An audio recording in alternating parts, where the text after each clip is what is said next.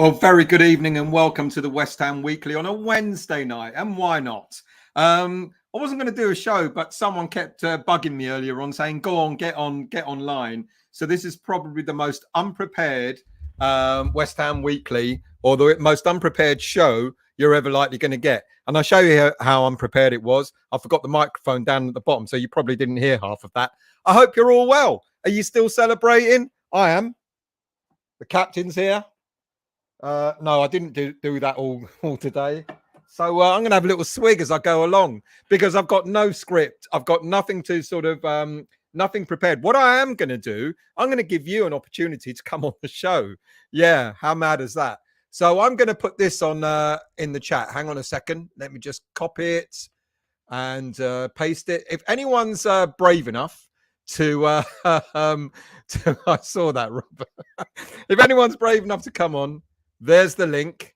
So all you got to do is click on it. Now, if you're on your phone, mobile, it doesn't work so well. You can have a try, but it doesn't work so well. But if you're on laptop or tablet or whatever, then all you got to do is click on that and then come on. And then just follow the instructions, just follow the guide, the instructions in front of you, got to put your name and all that sort of stuff. So look, you're welcome to do so because I'm just going to talk a load of gibberish because I'm still smiling. I don't know about you lot, but I'm still smiling from last week. Of course, I was very, very fortunate, very lucky to be there at the ground last week, and it'll live on in memory. I've had friends, I've had Chelsea fans, I've had Brentford fans, even some Arsenal mates, and even a Spurs fan who's a mate who has actually messaged me and said, congratulations.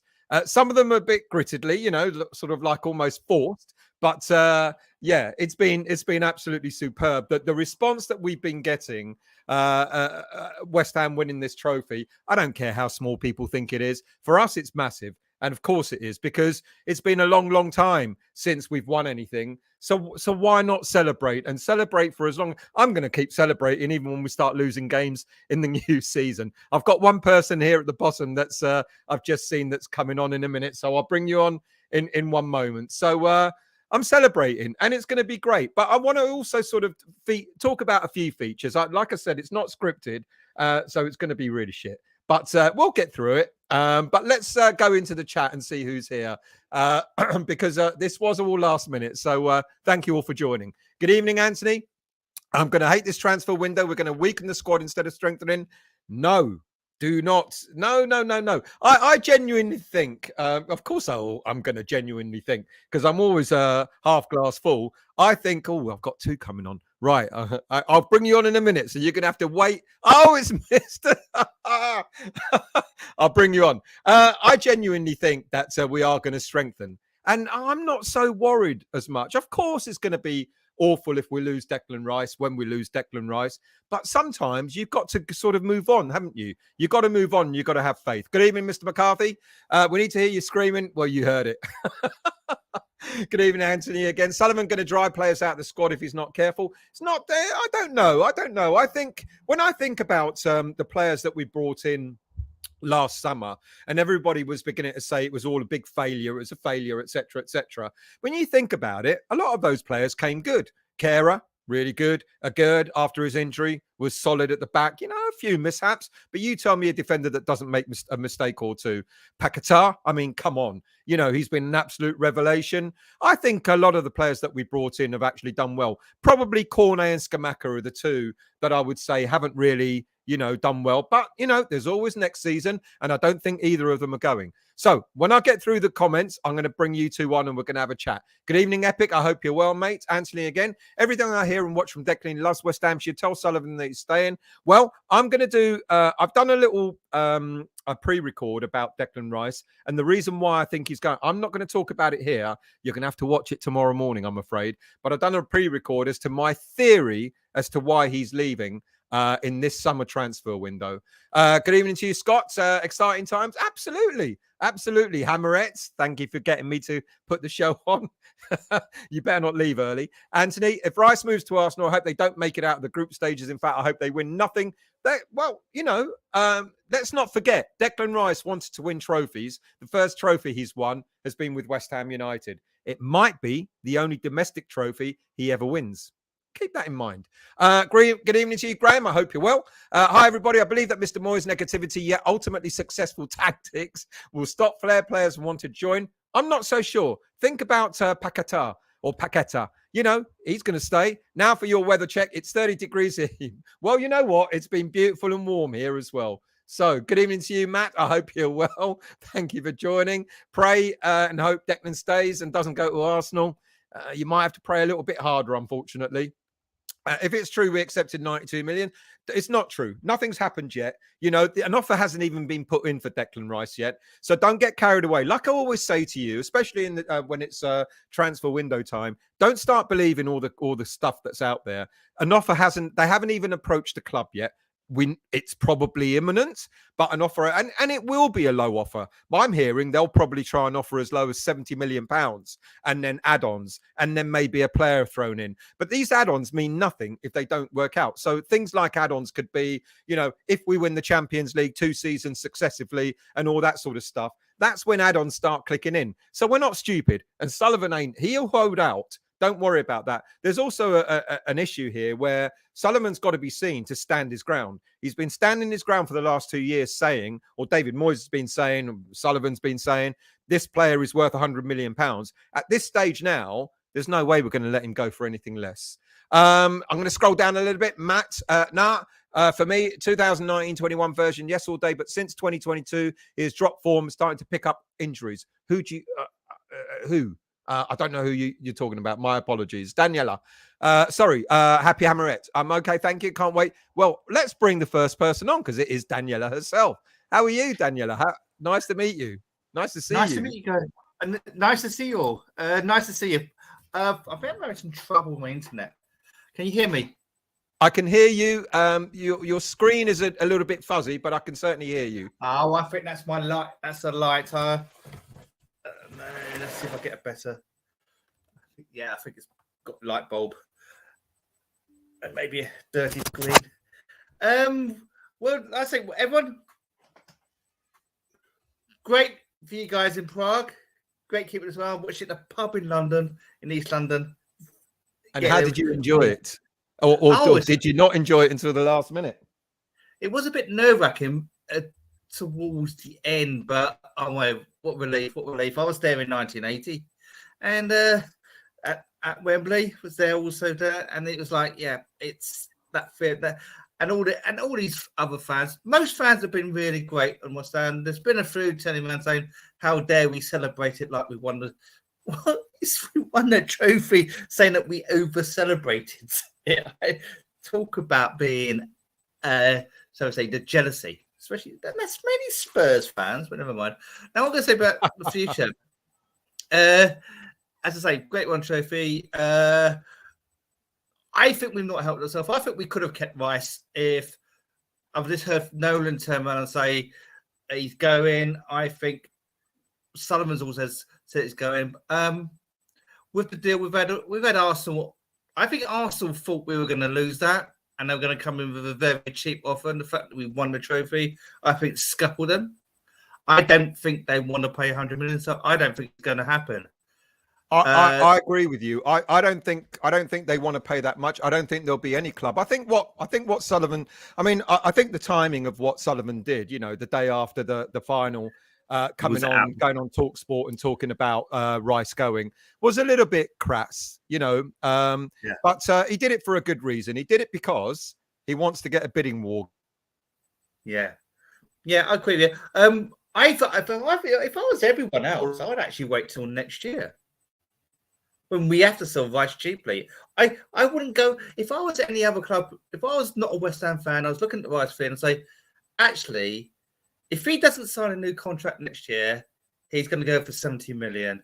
The only way he signs a new contract next year if West Ham do well and we have a chance to win another trophy. And then I'm back. Sorry, my internet just died there, so I'm back. Yeah. I hope you can all see me. Yeah. See, I told you it was impromptu. Yeah, I think anyway. I think we could keep Rice because of the fact that Man United might want to go, but I don't. I think everyone else has got other issues. Liverpool not in him. Chelsea said they're out of running. A lot of it does depend on Man U who they're selling, but they got so many other big issues they want a striker, so they look like they're going to have to spend 100 million on a striker. So I don't think they're going to buy 100 million on a striker and 100 million on Rice. And as I say, if I was these clubs, I'd wait till next year. I'd say I'd just pull out. Wait till next year.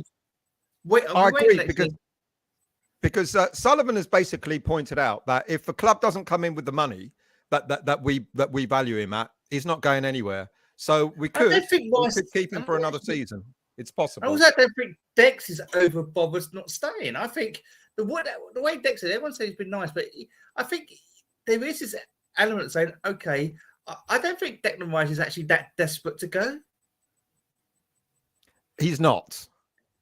But sometimes things happen beyond a player's control. Is all I can say at this moment in time. Where the problem we've got is, one, he's probably his dad, and two, he's being sold by the media. I think we're being shafted a lot by the sports media, because I can tell you, if Aston Villa win this trophy next year, you're going to have a certain clueless sport presenter turn around and Aston Villa can go and win other stuff. But no one's actually saying that about us. Everyone's degraded and saying, oh, no. Anyone else win that, and it's, they can move on. They can move on. But I think there's been I'm going to say this, I'm sorry, it's me. I think there's been a media of trying to get Declan Rice out of West Ham for the last 3 years. I totally agree with that. I do. I think it doesn't rub well for a player of Declan Rice's caliber to play for a team like West Ham United. And they've been banging on about him leaving West Ham for 2 seasons now, 2.5 seasons or so. And that's why the board realised what an asset he is and decided to put the value that they have. Now, you could argue whether you think Declan Rice is worth £100 million or not. Some people will say he's not. Really? Some people say he is. But he's only worth what people are willing to offer. And you're absolutely right. If no club comes in with the readies, he's not going anywhere. West Ham will not sell him on the cheap. That's definite. And to be honest with you, like everyone's saying freebies, like it's the same with Kane. It's like, okay, Levy, if you're not going to sell Kane at 100 million, we wait till next year. He walks out of your club unless you can persuade him to sign you a new contract. If you're not in Europe, and any club, even like us, let's say, and it could happen, we have another successful year, and I think we're not going to have another bad year as we had this year. And who knows? Same with Mount's. Man U got into the Mount for 40 million. Chelsea has said no.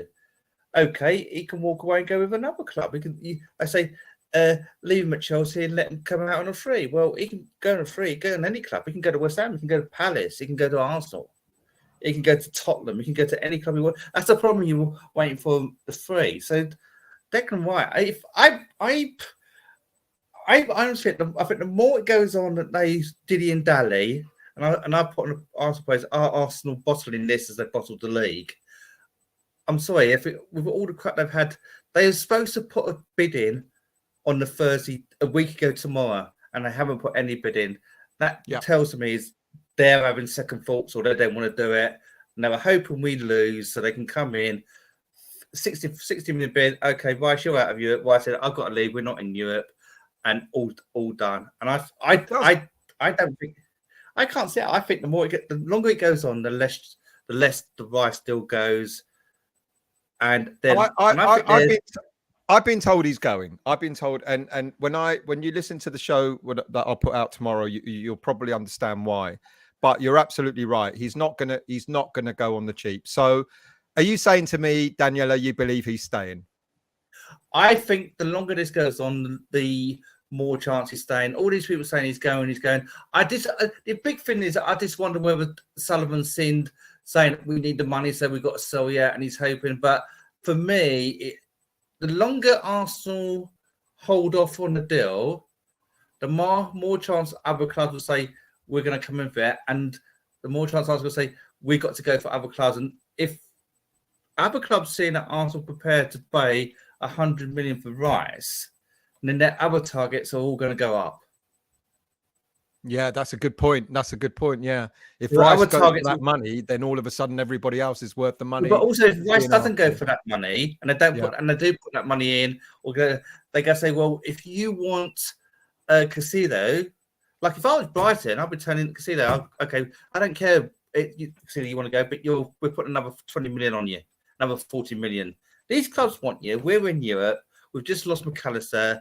We like you to stay, but if you want to go and they want to go, you've only been here a year. You've got I don't know what his contract is, and they're going to have to fork out. And I think yes, he's not worth 100 million. Who is? But then again, I'm afraid that's the price you pay for being a part of my French part of Scum Six. You want to be Big Six. That's everyone's going on about English tax. Oh, English tax. No, it's top six tax, and I'm all for it. These clubs want to go around, want to turn around. We're the Big Six. We're the big clubs. We should have all your best players because we're the big clubs. We're the only clubs who can reach Champions League football. Then fine. And then you pay the price for that. That's your place to pay for it. And absolutely. Let's face it, Champions League has there's five places for Champions League next year. It all changes. It changes next year. So it's all open. And with the league, it's a strange league. I don't see Brighton doing as well next year. I don't see Villa doing as well next year. And I also don't see Newcastle doing as well as next year. And I don't think Arsenal will do as well this next year either. I think if it is Arsenal that he's going to, and it sounds like, it will be, because he wants to stay in London. I think a lot of fans have already expressed their views that they believe that would be quite a bad move for him. Because if he's talking about going, winning Champions League, etc., there are a couple of obvious teams that you would go for. But Arsenal, just with the greatest of respect to them, just might be a few years away yet before they can reach there. Could I just get awesome stats? I worked out something this morning. The last 23 years, that's the 21st century of football, and there's no player there. And this is what people have won. Arsenal won 7 trophies. Not one of them a European trophy. And they're not likely to either. Now, Chelsea won 17 with four of them being European. Liverpool won 11 trophies with only 3 of them being European trophies. City, they won 17 with only 1 being European. Man United have won 16 trophies with only 2 being European. Spurs have won as many trophies as Swansea, Wigan, but Portsmouth and Birmingham. They're all domestic trophies. Yeah. And all these say, we're a big club because we're winning stuff. No, you're not. We're all big clubs. They're not close. They might win a domestic trophy, but then West Ham can win a domestic trophy next season. It's about success. We're not big. We've had our first bit of success. It's been 40 years, but success starts somewhere. You've got to start your success somewhere. Exactly. It starts with one. And why not start in Europe and work down to a domestic? Why not start in Europe? And all this talk to say, add this trophy is like Mickey Mouse. Hold on, you got to win the Carabao Cup to get into this trophy. The only way Seventh gets into this is the team that wins the Carabao Cup ends up in the top 4. Otherwise, it's the Carabao Cup winners. So, there is some. We in this country do need to lose, and that's all us fans. Need to lose our English snobbery when it comes to European competitions and European leagues and European teams. There's no English snobbery. It's just a snobbery of a new competition, which happens to be, as everyone keeps reminding us, the 3rd trophy in Europe. We don't care. We don't care. We'll love it. Also, can I ask a question for you? And I'll go and let someone else come on. You can. Transfers. Teams we played in Europe, aka Mud, some nice players. Who should we, if we do go for them, should be going for? Because I think the left back at team we beat in the semi-final and some Ghent players. I think they're 2 teams that we can probably find a gem or 2 in. And I think there are players in that surrounding areas that there are gems that are not. I think my understanding is that the transfer window is going to be dominated by British players. That's what I understand. And if you look at who we may or may not sign, I think we're done for left backs. I think Emerson has now proved to Moyes and to maybe the fan base that we don't need a left back. We can make do with Cresswell. I don't necessarily agree with this, but we can make do with Cresswell and Emerson for the foreseeable future. I think we need a centre back.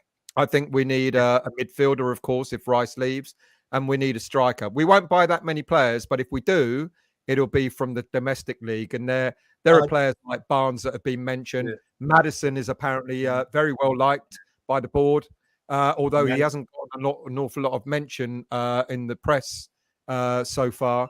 But Madison's going to either Spurs or it's been Spurs and Newcastle been the ones leading that one. Yeah, it's possible. We're going to be compete, but the good thing is we've got European football to offer, whereas Spurs don't. So, okay, one last thing. I personally would give Scamacca another year if he wants it. I don't think Scamacca's going. I think a lot of people believe he will do. But again, this is social media for you. Social media has already made its mind up who we're keeping and who we're selling. But that's not always the truth. I think Scamacca will stay. I think if anyone up front goes, it'll probably be Antonio.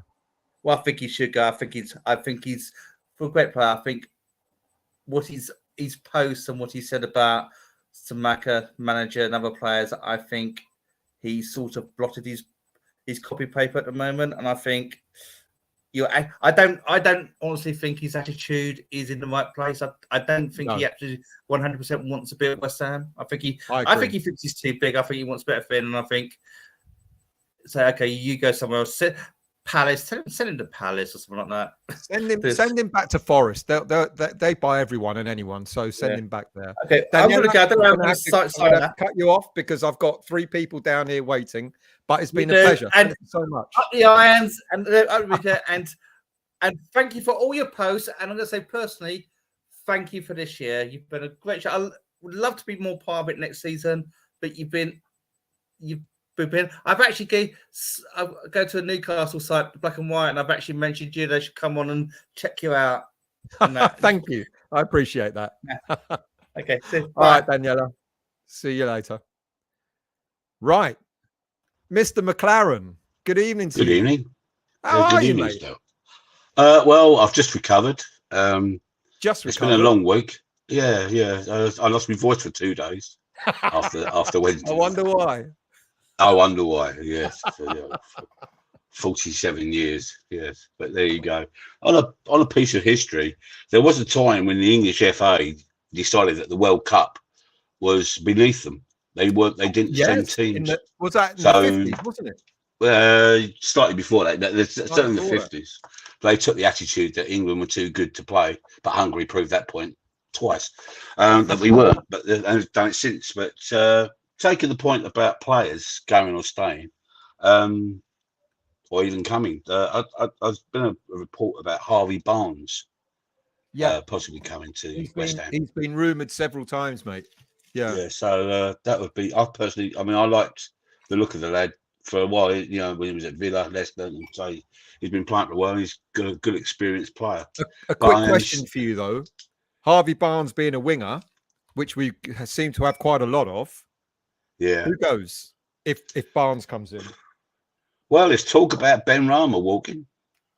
Yeah, I can't. I mean, I sort of flip and flop with Ben Rama because 1 minute, the lad had, he has good games and then suddenly he just disappears.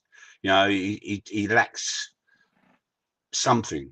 But he turns up and scores. I mean, I think he got 11 goals this season. So he's only just behind Antonio. Exactly. This is the problem we have. But as a winger, you've got to beat men.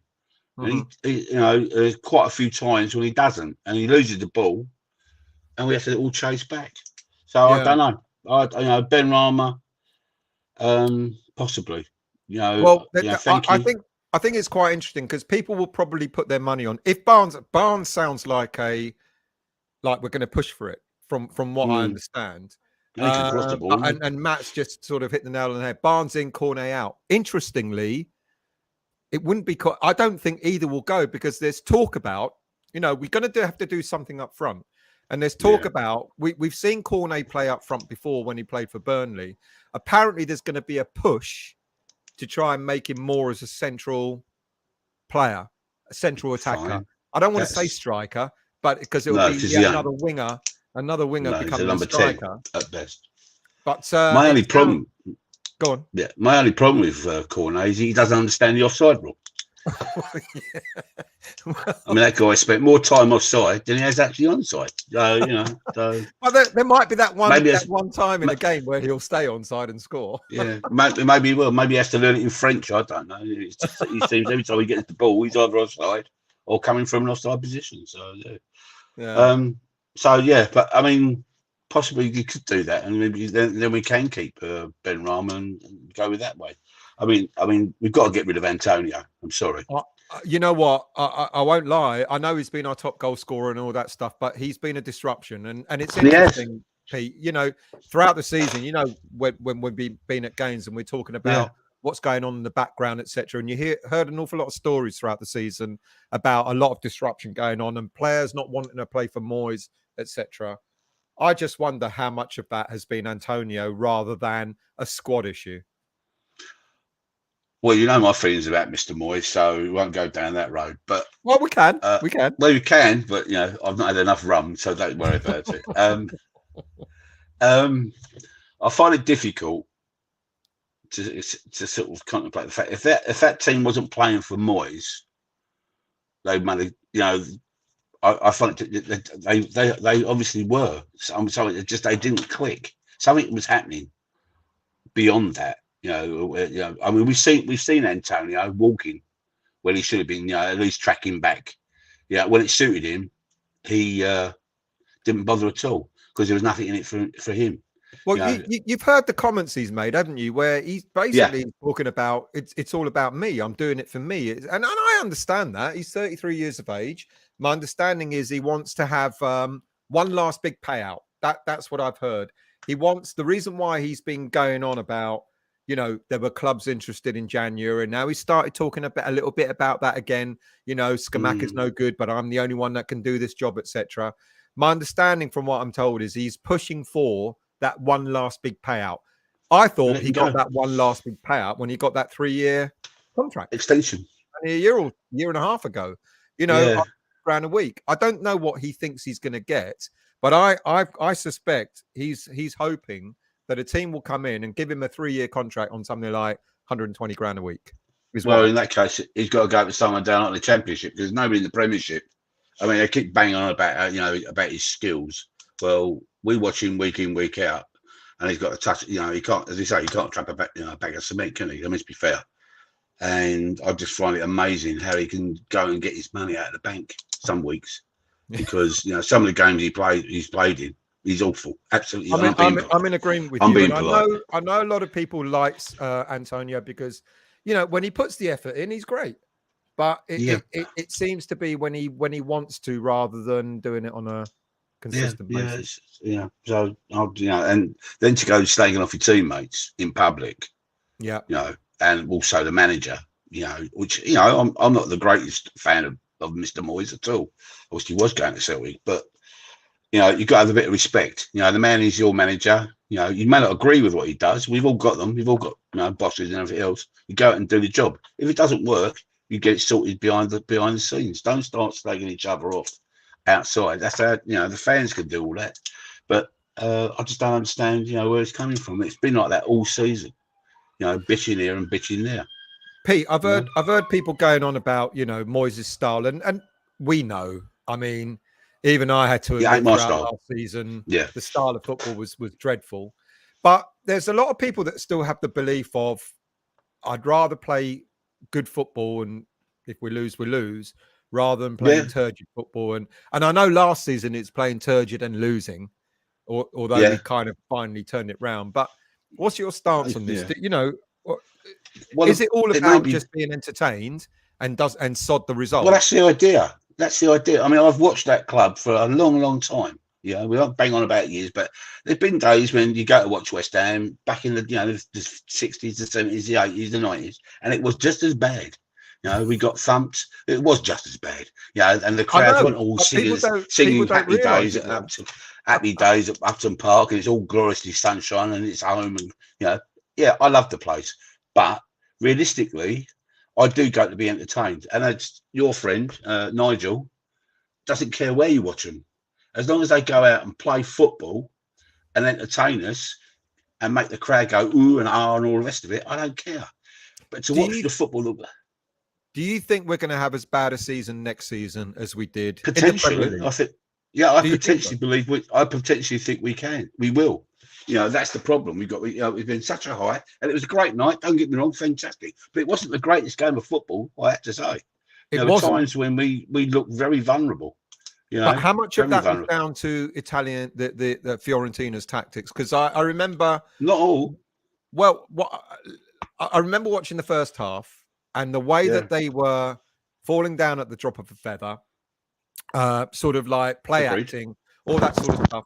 And when we did try and get the ball, you know, they really put us off our stride because they were niggly fouls, just like their manager said he was going to do. So the first half was probably a very poor first half of football that I've seen for quite a while. It was very poor. But we came, and you know, luckily they didn't get that goal. You know, luckily he was offside, just. But you know, we managed to turn it round, and we caught. I mean, they were the perfect team for us to play in that final. To be honest, we caught them on the break. That's a you know, Fiorentina play their football. They just sit back, and we catch them on the break. But yeah, so it was a fantastic night, brilliant for all the fans that made it out there and everything else. Great, but next month, well, in August, whoever we get, be it Man City or Bournemouth, apparently, you know, we are going to struggle because we've got the same people up front, i.e., Mr. Antonio, well, possibly not having.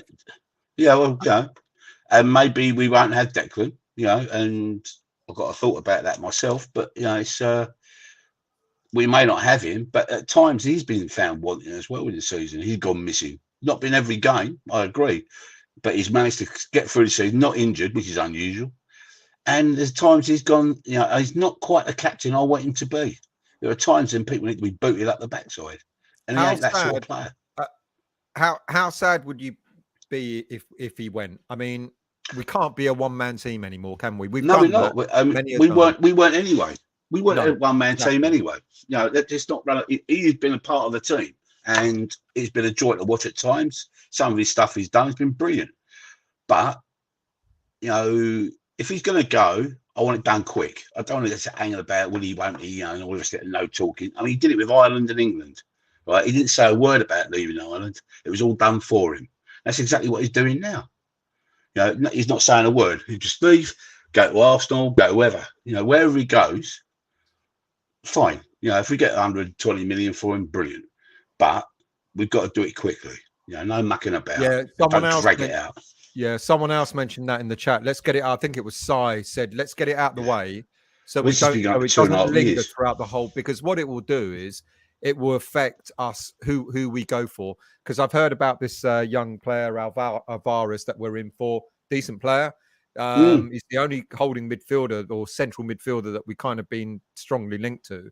And I mean, maybe a cheeky bet, a cheeky sort of bet with Ward Prowse. I mean, I've actually at first when I thought about it, I thought, nah, all he's good for is free kicks.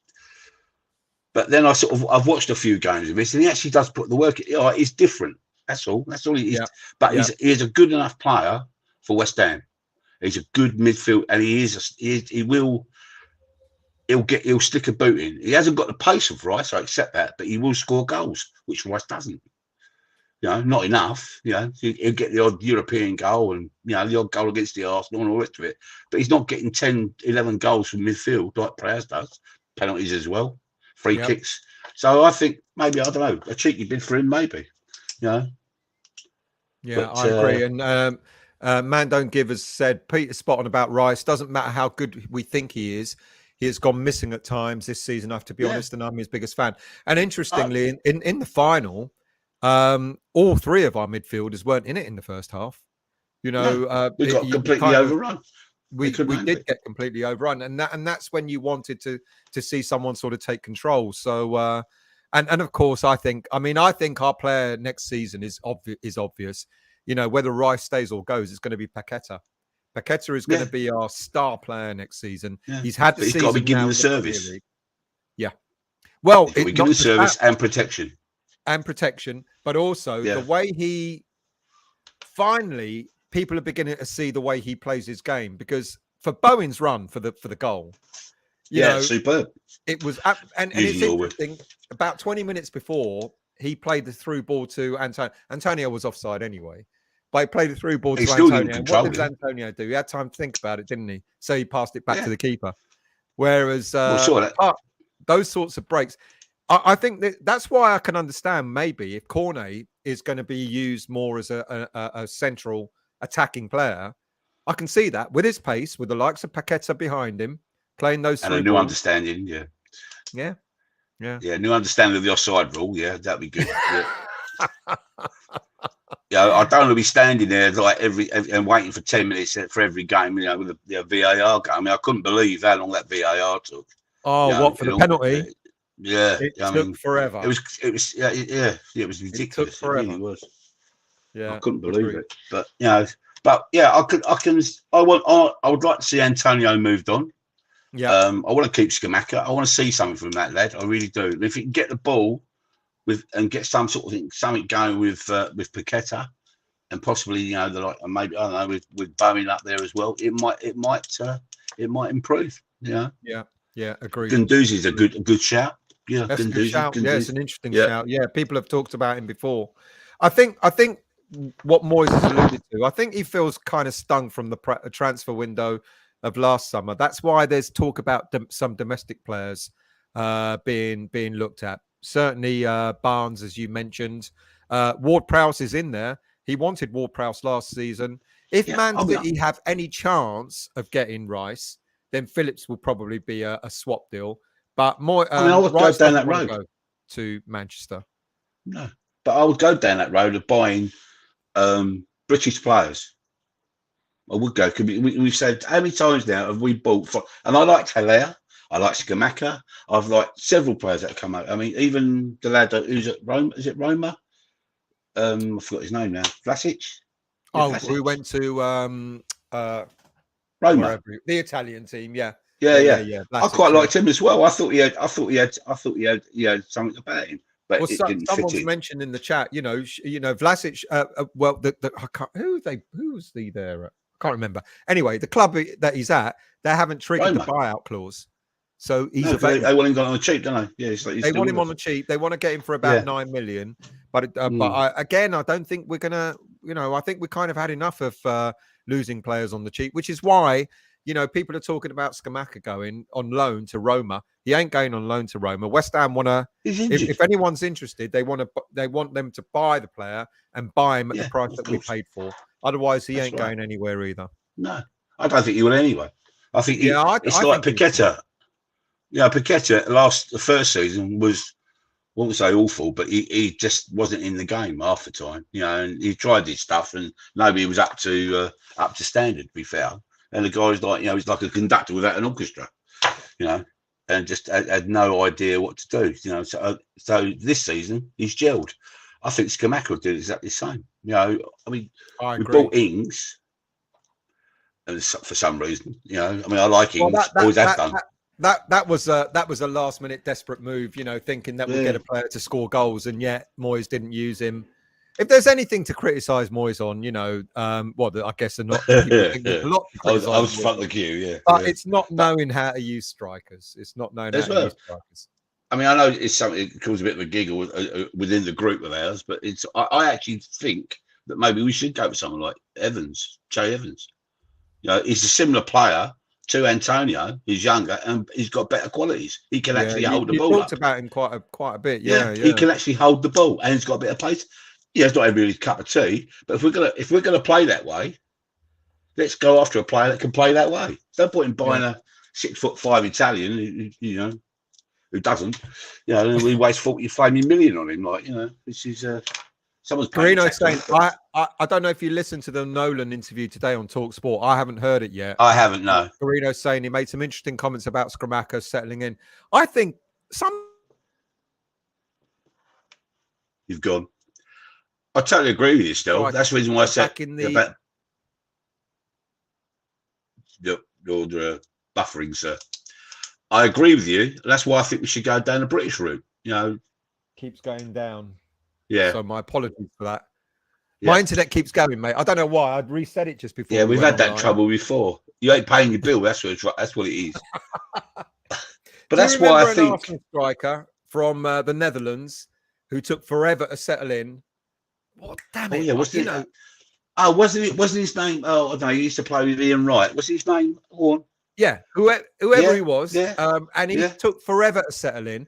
And then when he did settle in, he was one of the best strikers. Dennis Bergkamp. Thank you Dennis very Bergkamp. much. We got there in the end. And when he finally settled in, he was one of the best strikers that we've seen in the Premier League. And I think, we do need to give players time. It's horrible, and that was under one of the best managers in Premier League, under Wenger. And it took him forever to settle in. Did he buy him? Did he buy him? I'm not sure he did. I thought so. I've got Rioch in my ear, but I can't. Oh, it might have been Rioch. I'm not sure. I wouldn't swear to that. I'm not an Arsenal fan, so I wouldn't swear to that. But yeah. But So there is hope for Scamacca. Yeah, I think so. Just all this. I'm sick and tired of of so-called in the nose and social media. I wish to God we went back to 1975. I really do. We have all this crap. Another one there. Moose on Talksport last night. About as much use as a chocolate fire guard. But there you go. But I just don't understand. How so many people know what's going on at West Ham, but nobody knows anything, really, do they? The only people that know. But the manager and the players don't. Yeah, apparently they don't. They know nothing. But the other point of my aid is about talk about. I mean, it isn't going to happen now. But Moyes was going to go to Celtic. Never in a million years will that man become manager of Celtic because he doesn't play their football. They would rip him. They would rip him a new one if he went there because he just doesn't do it. They'd sooner lose 7-1 attacking. Apparently Brendan Rodgers is on his way back there, from what I understand. Yeah, I would have loved Brendan Rodgers at our place. I know I've been laughed at with that as well, but I think he'd be a good. No, I agreed with you on that. I agree with when it was a choice between Potter. Well, it was never a choice because it was never going to happen. But when people were talking about Potter or Rodgers, I said Rodgers. I would have preferred him as well. Either one of those two would have been good. I think they would have, and given the chance to, utilize the squad and maybe bring in a couple of people. But maybe Chris Smalling. Yeah, Smalling. He's been a good player. I mean, he's done well at Roma. So, but he's what, 34, 35 now? That don't mean nothing now. I mean, look at Ogbonna. Well, yeah. Dawson was actually. I mean, I actually raged about him coming to West Ham, and how silly do I look? The man walks away with a Conference League winners' medal, which is more than Harry Kane will ever do. Yeah, you know what I mean. Last thoughts, Pete, before I bring on my next guest. Well, I've just thank you for having me on, and we've got to get rid of Antonio. I don't care about anybody. I don't care. I'll drive the man to Nottingham. I will. I won't charge him for it. But I did it cheekily. I actually put it on social media of a photo of him with the Nottingham badge, and people were like, "What are you talking?" And I did it. I did it. I've got. I know. I saw it. Yeah, because the actual link is from the January transfer window when he started kicking off. Yeah, if the people actually took the time to read, to look. They didn't. They was, oh, God, he's going. We wouldn't be that lucky. We wouldn't be that lucky. Anyway, I've got work to do, sir. So I'll bid you good night, and I'll see you. I'll see you when I see you. I'm going to see you soon, aren't I? So. Are you? Well, I think we are. We think we're all meeting. I thought we were doing something, but once again, communication. I can't do the Jolly Boys because I'll be. Well, yeah. So yeah, as I'm saying that communication is not exactly top of the tree with that group, is it? To be fair, nobody talks to anybody. But anyway, all right, mate. So anyway, I'll catch you later. Bye, all right, mate. Bye. And I did have a couple of others, but they're gone. So I'm going to bring James on. How are you, mate? Hello there, Stu. How are you? I'm very well. How are you? As you see, I'm still smiling. Good. Yes, I think quite a lot of us are actually still standing, still smiling, and still got a bit of a sore head, but that's just from the sun, I suppose. But it's, I don't know. Last week, I think it was. We were, whether we were expected to win or whether we weren't. I kind of still gave it 50-50 on the day until we saw the team sheet come out, and I kind of had a feeling we go to extra time, but I didn't think we'd go to penalties, to be honest. Right. But glad to see that we managed to do it without having to go to the extra time and risk having a player with a serious injury that rules him out for the start of the new year, or like have Paquetá with a bad injury, goes off with a shoulder injury again, or something like that, or you name it, it would always happen to West Ham, wouldn't it? So from that respect, glad we all came through it with no real bad injuries, to be honest.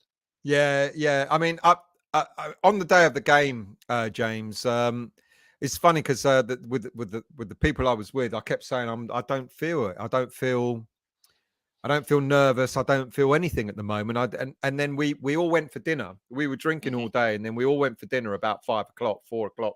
Yeah. And at that point, I couldn't wait for the bloody meal to come and eat it and get out and get to the stadium. All of a sudden, the nerves set in, and it was about 3 hours before the game started. So 2.5, 3 hours before the game started, and then we saw the team news, and I think the only surprise, but in a kind of a pleasant way, was the left back Emerson being picked over Creswell. I genuinely thought that Creswell would be selected.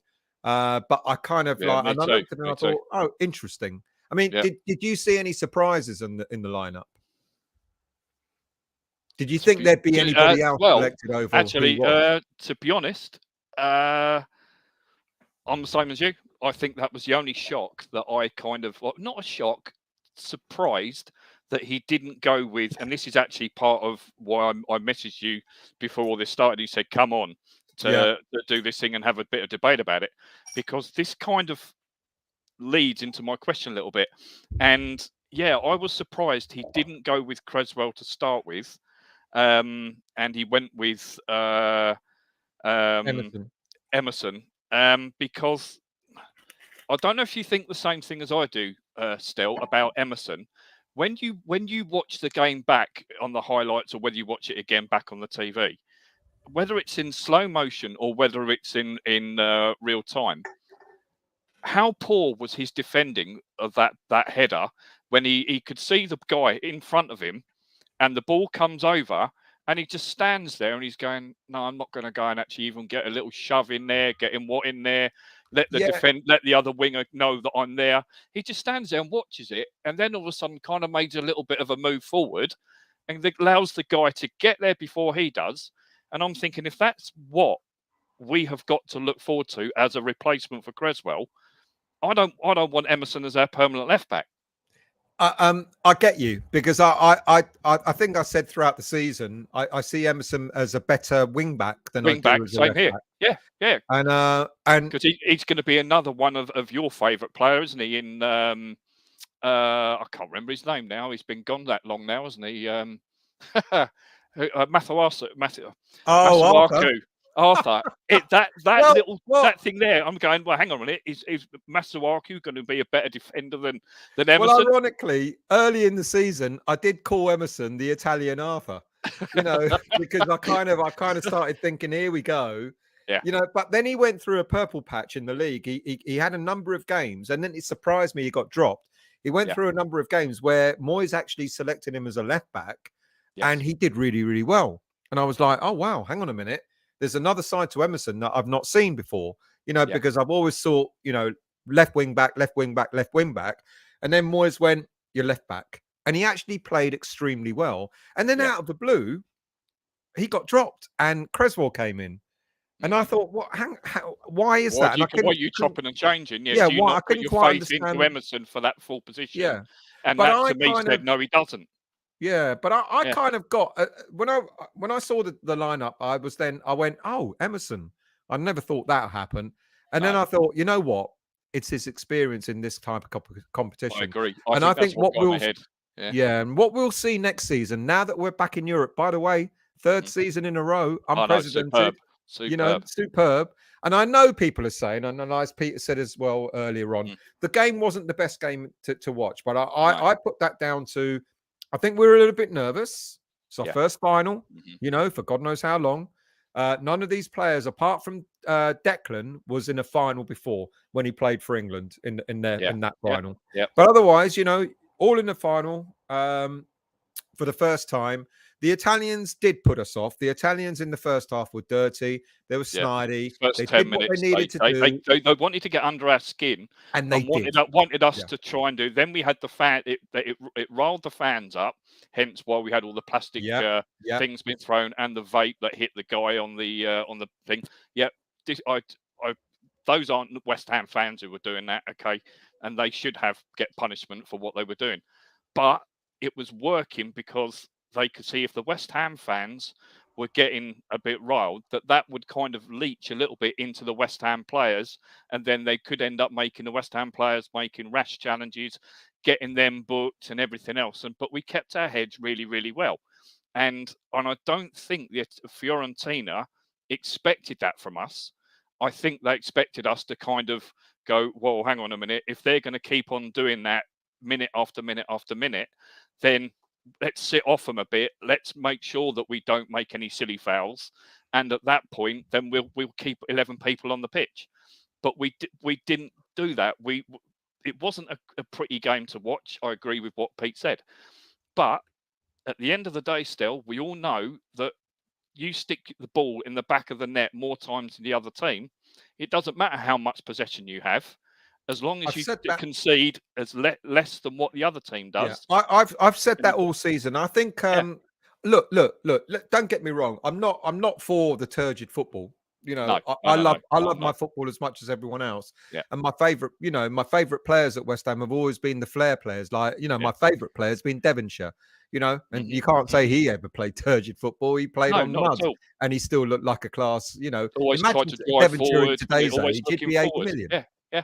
And so when I say that the things I'm going to say, don't get me wrong, it's not because I'm in favor of that. But sometimes you've got to dig out results. And I agree. What we had to do, and I think I said in my, I don't know how many people saw the sort of the review I did on the day after I was sort of in Prague by the bridge, etc. And I was talking about the game. And for me, it was about keeping composure. That they did exactly what you said they were going to do. In the first half, they put us off our guard. They were knocking us. They were niggly fouls. They were going down, clutching their faces, trying to put us off, etc. And we held our nerve, and we got through the second half. Yeah. And I talked about, possession. Yes, I understand. Everybody wants to see a West Ham United passing and moving, 60% possession, scoring the goals, etc. Yep. Even if we have 20% possession and we make use of that 20% by winning. But even still, at the end of it, also the great managers of like Ferguson, Wenger, even Mourinho, and even others apart from that have all said it doesn't matter how much possession you have at the end of the day. If you can still get the 3 points by whatever means, then you've done your job. But let me ask you a question, James. Next season, Moyes is in charge. We know he's not going anywhere now. Yeah. He's accepted that. He's had the conversations with Sullivan. Sullivan has said, I'm bringing in a director of football who's going to sort of be part of the decision. You know what Moyes is like. He wanted to make all the decisions on transfer, etc., etc. Moyes has accepted that. So let me put it to you. If we start playing, I don't want to call it negative football, but less possession-based football. Yeah. But we're winning games. Do you accept it, or will the Moyes out noise start again? It's a tough question. Yeah. No, I've actually been thinking about this for a while now on that exact thing, and I've been battling with it myself because I go back to the whole thing, and I fell out of love with football, with West Ham. Well, not fell out of love. I couldn't even watch Match of the Day or anything like that for about 2 or 3 years before Payet turned up on the scene at Upton Park. And that was in the 15-16 season. And all of a sudden, I saw the start of the season of that, and I just went, wow, it's like watching Di Canio all over again. And it was Di Canio who got me up and started it. And it was just one person, and you could see the rest of the team react to that. But it was almost in a way that when, yes, I love football like that, where you've got one player on the team who would think, no, I'm going to grab the game by the short and curlies, but the other team know that I can be a game changer. I can score goals. I can set up goals, all of this kind of stuff. So I accept that kind of football. But there comes a time when I think you're not always going to play 90 minutes of all that sort of that style. And you've got to have your back to the wall. You've got to grind out results. You've got to do this. You've got to do that. But at the same time, I think that's why even like I've said to you on our chats, Stel, is that Moyes, his in-game management has got to change. Yeah. His attitude to his game management and allowing, like we saw with Nolan, and think when Nolan threw the iPad on the floor and all the other kind of stuff, and not listening, and he's got to not make everything all about him. And if he can then allow other people within the backroom staff to kind of help and become and try and improve the game on the day, then I'm okay if he stays, but only if it's not going right. Because Antonio said it, did he? And whether it was right or wrong, he said the manager always says to us before the game starts is defend. Don't let anything in. Don't let anything in. Whatever you do, don't let anything in. And I know from what I do for a living with risk management and all that kind of stuff, from psychology side of it, that has already got into the players' minds. And once you talk about risk management, and if you're doing that, everything's a negative, and then you don't know what you're doing. You're looking over your shoulder and all that kind of stuff, and then it puts you off your own game. And I know from playing football before in the 90s and stuff, when I played left wing or up front, when I was playing that sort of level, I knew where my position was, what we had to do, what I was doing there. But once you get to professional level and sort of things like that, then you've got to rely on the boss's tactics before the game, in the game, all that kind of stuff. And that's the one thing I think the players have been out of tune with all season. Yeah. It's just they don't trust his in-game management style.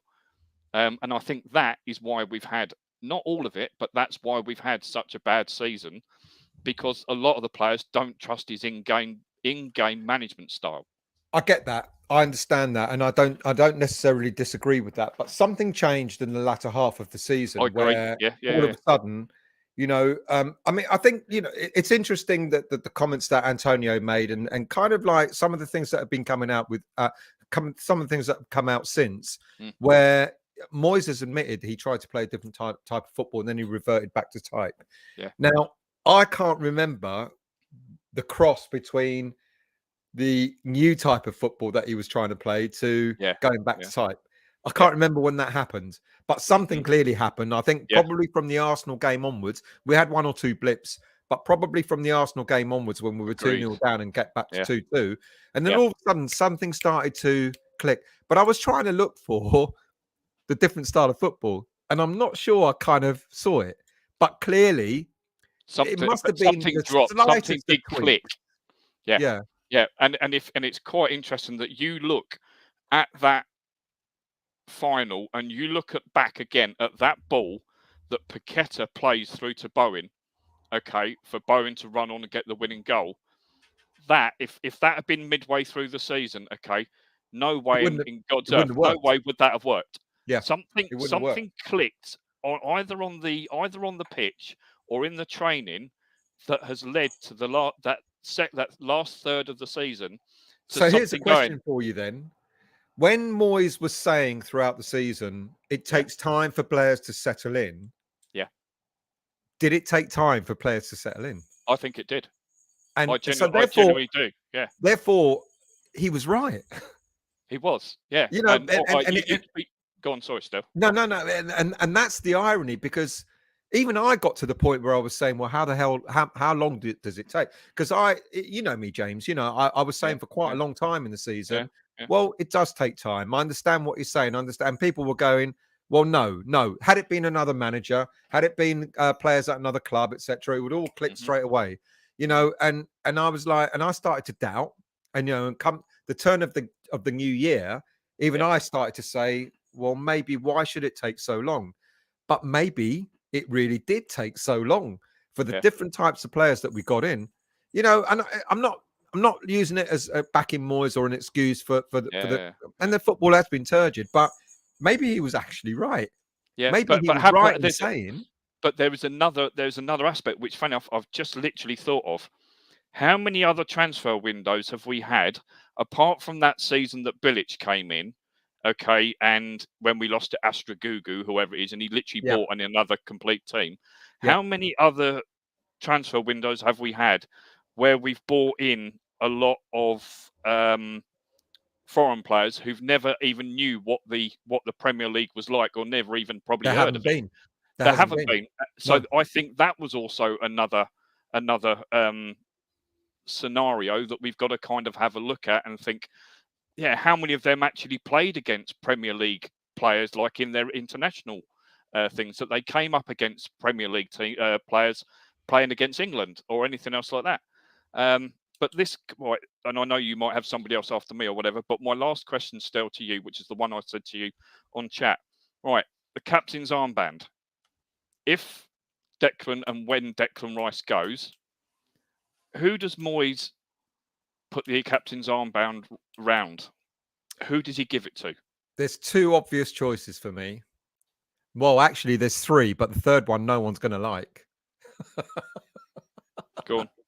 The two obvious ones for me are either Zuma or Agurd. Yeah. I think it would make sense to finally have a centre back as a captain. Mm-hmm. A lot of people prefer a midfielder, etc.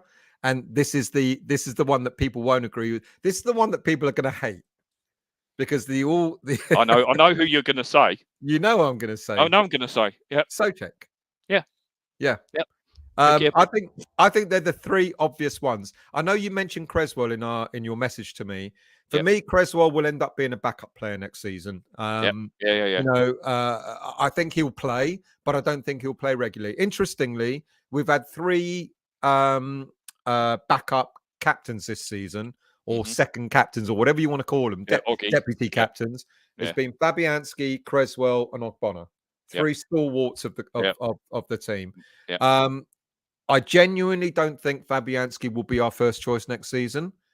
I think it will be. I'll be stunned if he is number one. Still. I would be stunned. It wouldn't surprise me, but I would be. It'd be like, hang on, mate. Yeah. Creswell, I think, will also be second choice, and Oggy is looking at renegotiating It'll be a bench for another year. Yeah. So I don't have a problem with all three of those players staying in the squad, not first choice. So that's why I don't think any of them will become captains of the team. For me, the problem with Zuma is, as we all know, injuries. Too many injuries. Yeah. You know, a Gerd would make perfect sense, but in all honesty, and people are going to hate it, Souček. The next obvious choice is Thomas Souček. Because he's done it at international level as well.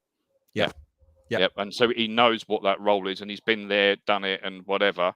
But this kind of is along the same question, along the same idea. With Rice then gone from his side, does that allow then Downs to come in next to him, which was always going to be the plan? And no, I don't know if it was, to be honest with you. But does that then allow Souček to then do the role that he was then used to when he was with Rice, where Souček got more forward? Here's the interesting thing is every time that Rice has been injured, and I know it's been few and far between, Souček has stepped up. Yeah, I agree. All of a sudden, he seems to sort of play almost like a very different game. You know, I don't know why. I've got no rhyme or reason for it. But when Declan has not been in the team, whether he's been sort of rested or dropped or injured or whatever, which has happened about 3 or 4 times, Souček has come in and he's been, I won't say he's been our man of the match, but he's been a focal point in our midfield. Again, I know people won't agree with that. Yeah. But it kind of changes Souček's way of playing. I think Souček is much maligned. You know, I know that, you know, the first, you know, or the first full season, 10 goals, etc. And that's the expectation that people had. But a lot of people don't see the dirty work he does. He's not the most skillful of players. But apparently someone said, if you actually see him walking down the street, he's the same as he's on the pitch as he's off the pitch. It's not that he, you know, it's not that he's lazy or clumsy or anything. He's just the way he is. And I think people don't see a lot of, you know, ironically, I think of the 3 midfielders that we had in the first half in the final, probably Souček was the better of the 3. You know, Paqueta wasn't in it. Rice wasn't in it. But Souček seemed to sort of keep it together. And it would not surprise me one bit. I know Souček's contract is still up for grabs. I think there's now only, I think we've got about 4 or 5 players that only got a year left. But it would not surprise me at all if it won't be a popular choice. People what about Soufal? What about Soufal as a captain as well? No. I think Soufal's a good what's the word? That depends, I suppose, if he keeps the right back jersey, doesn't it?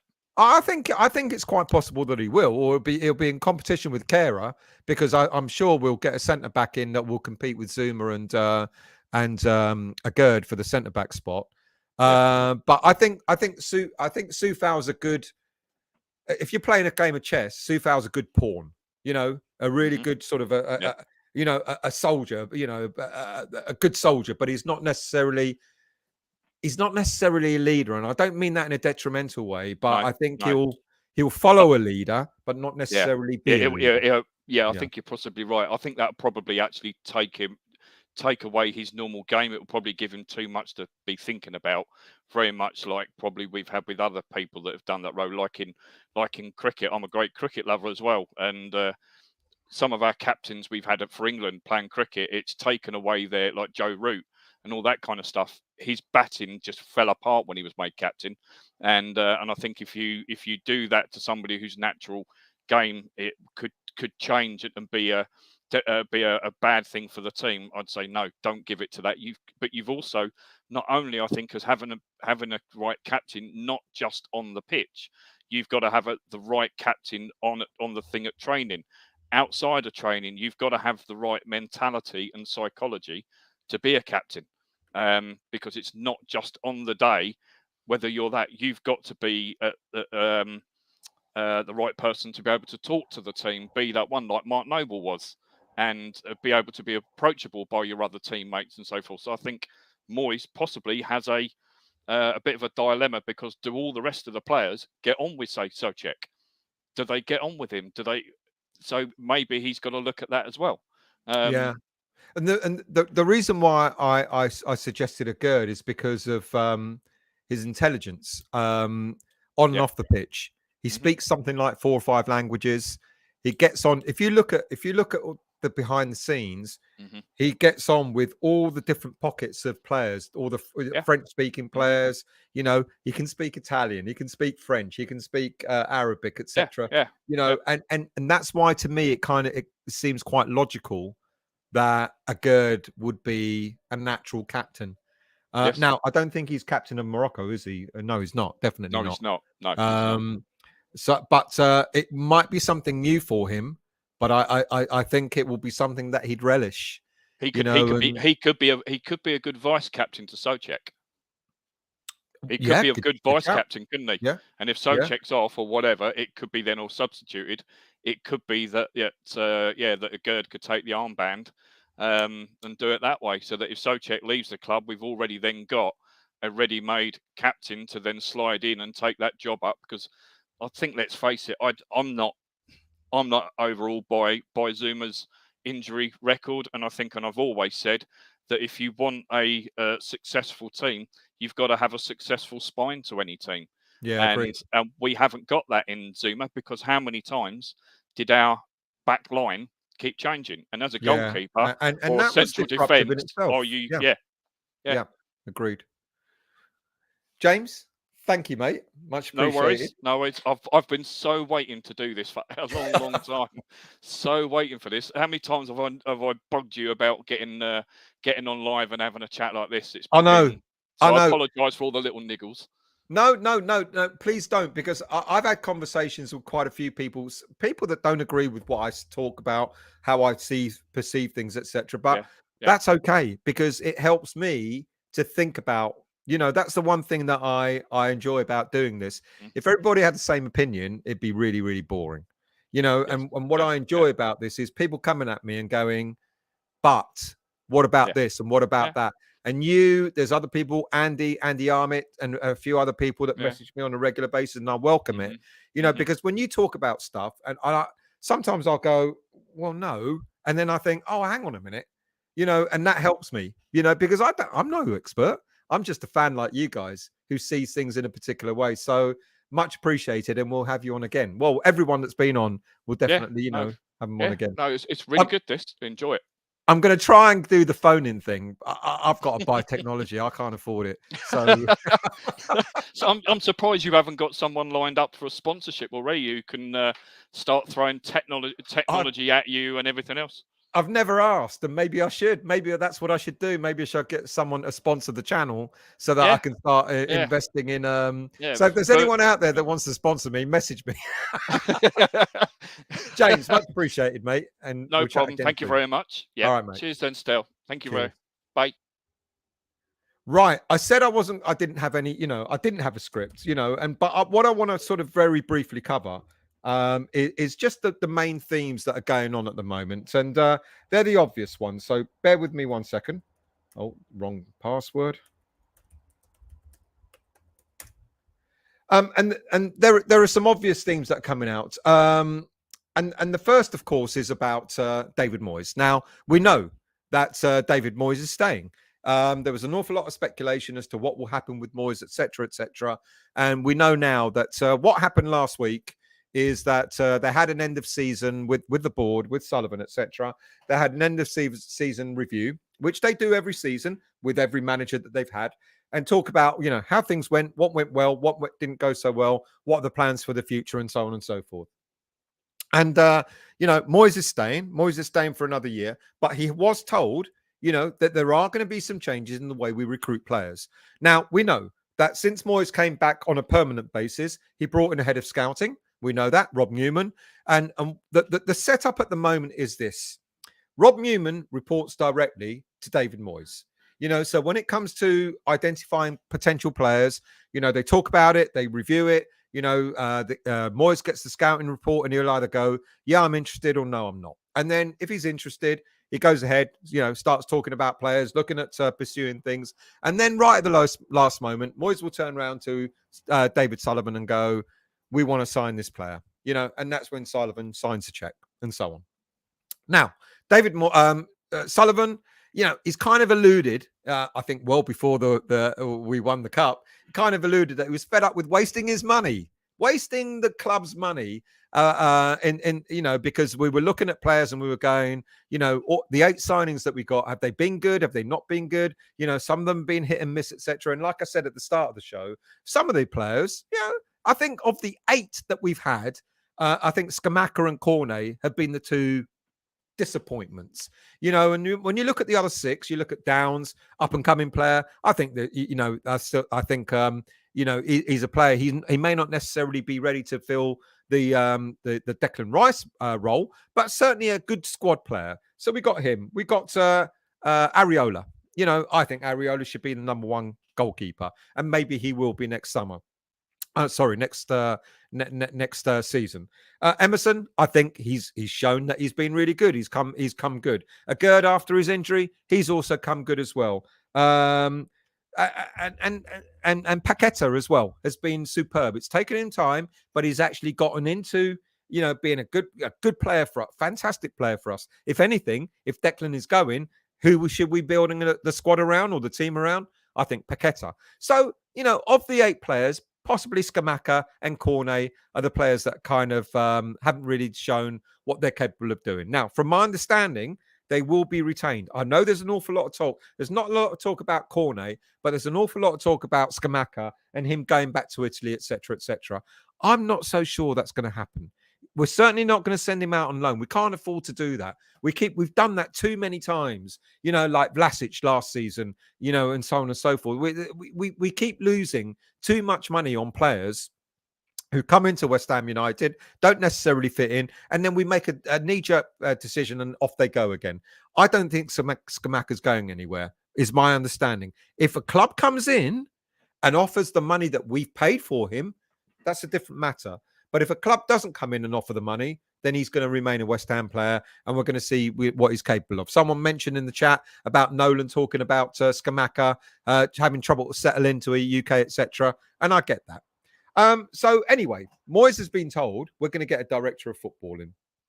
So what this director of football, or technical director, whatever you want to call him, what this technical director is going to do is going to help identify players that we're going to potentially sign.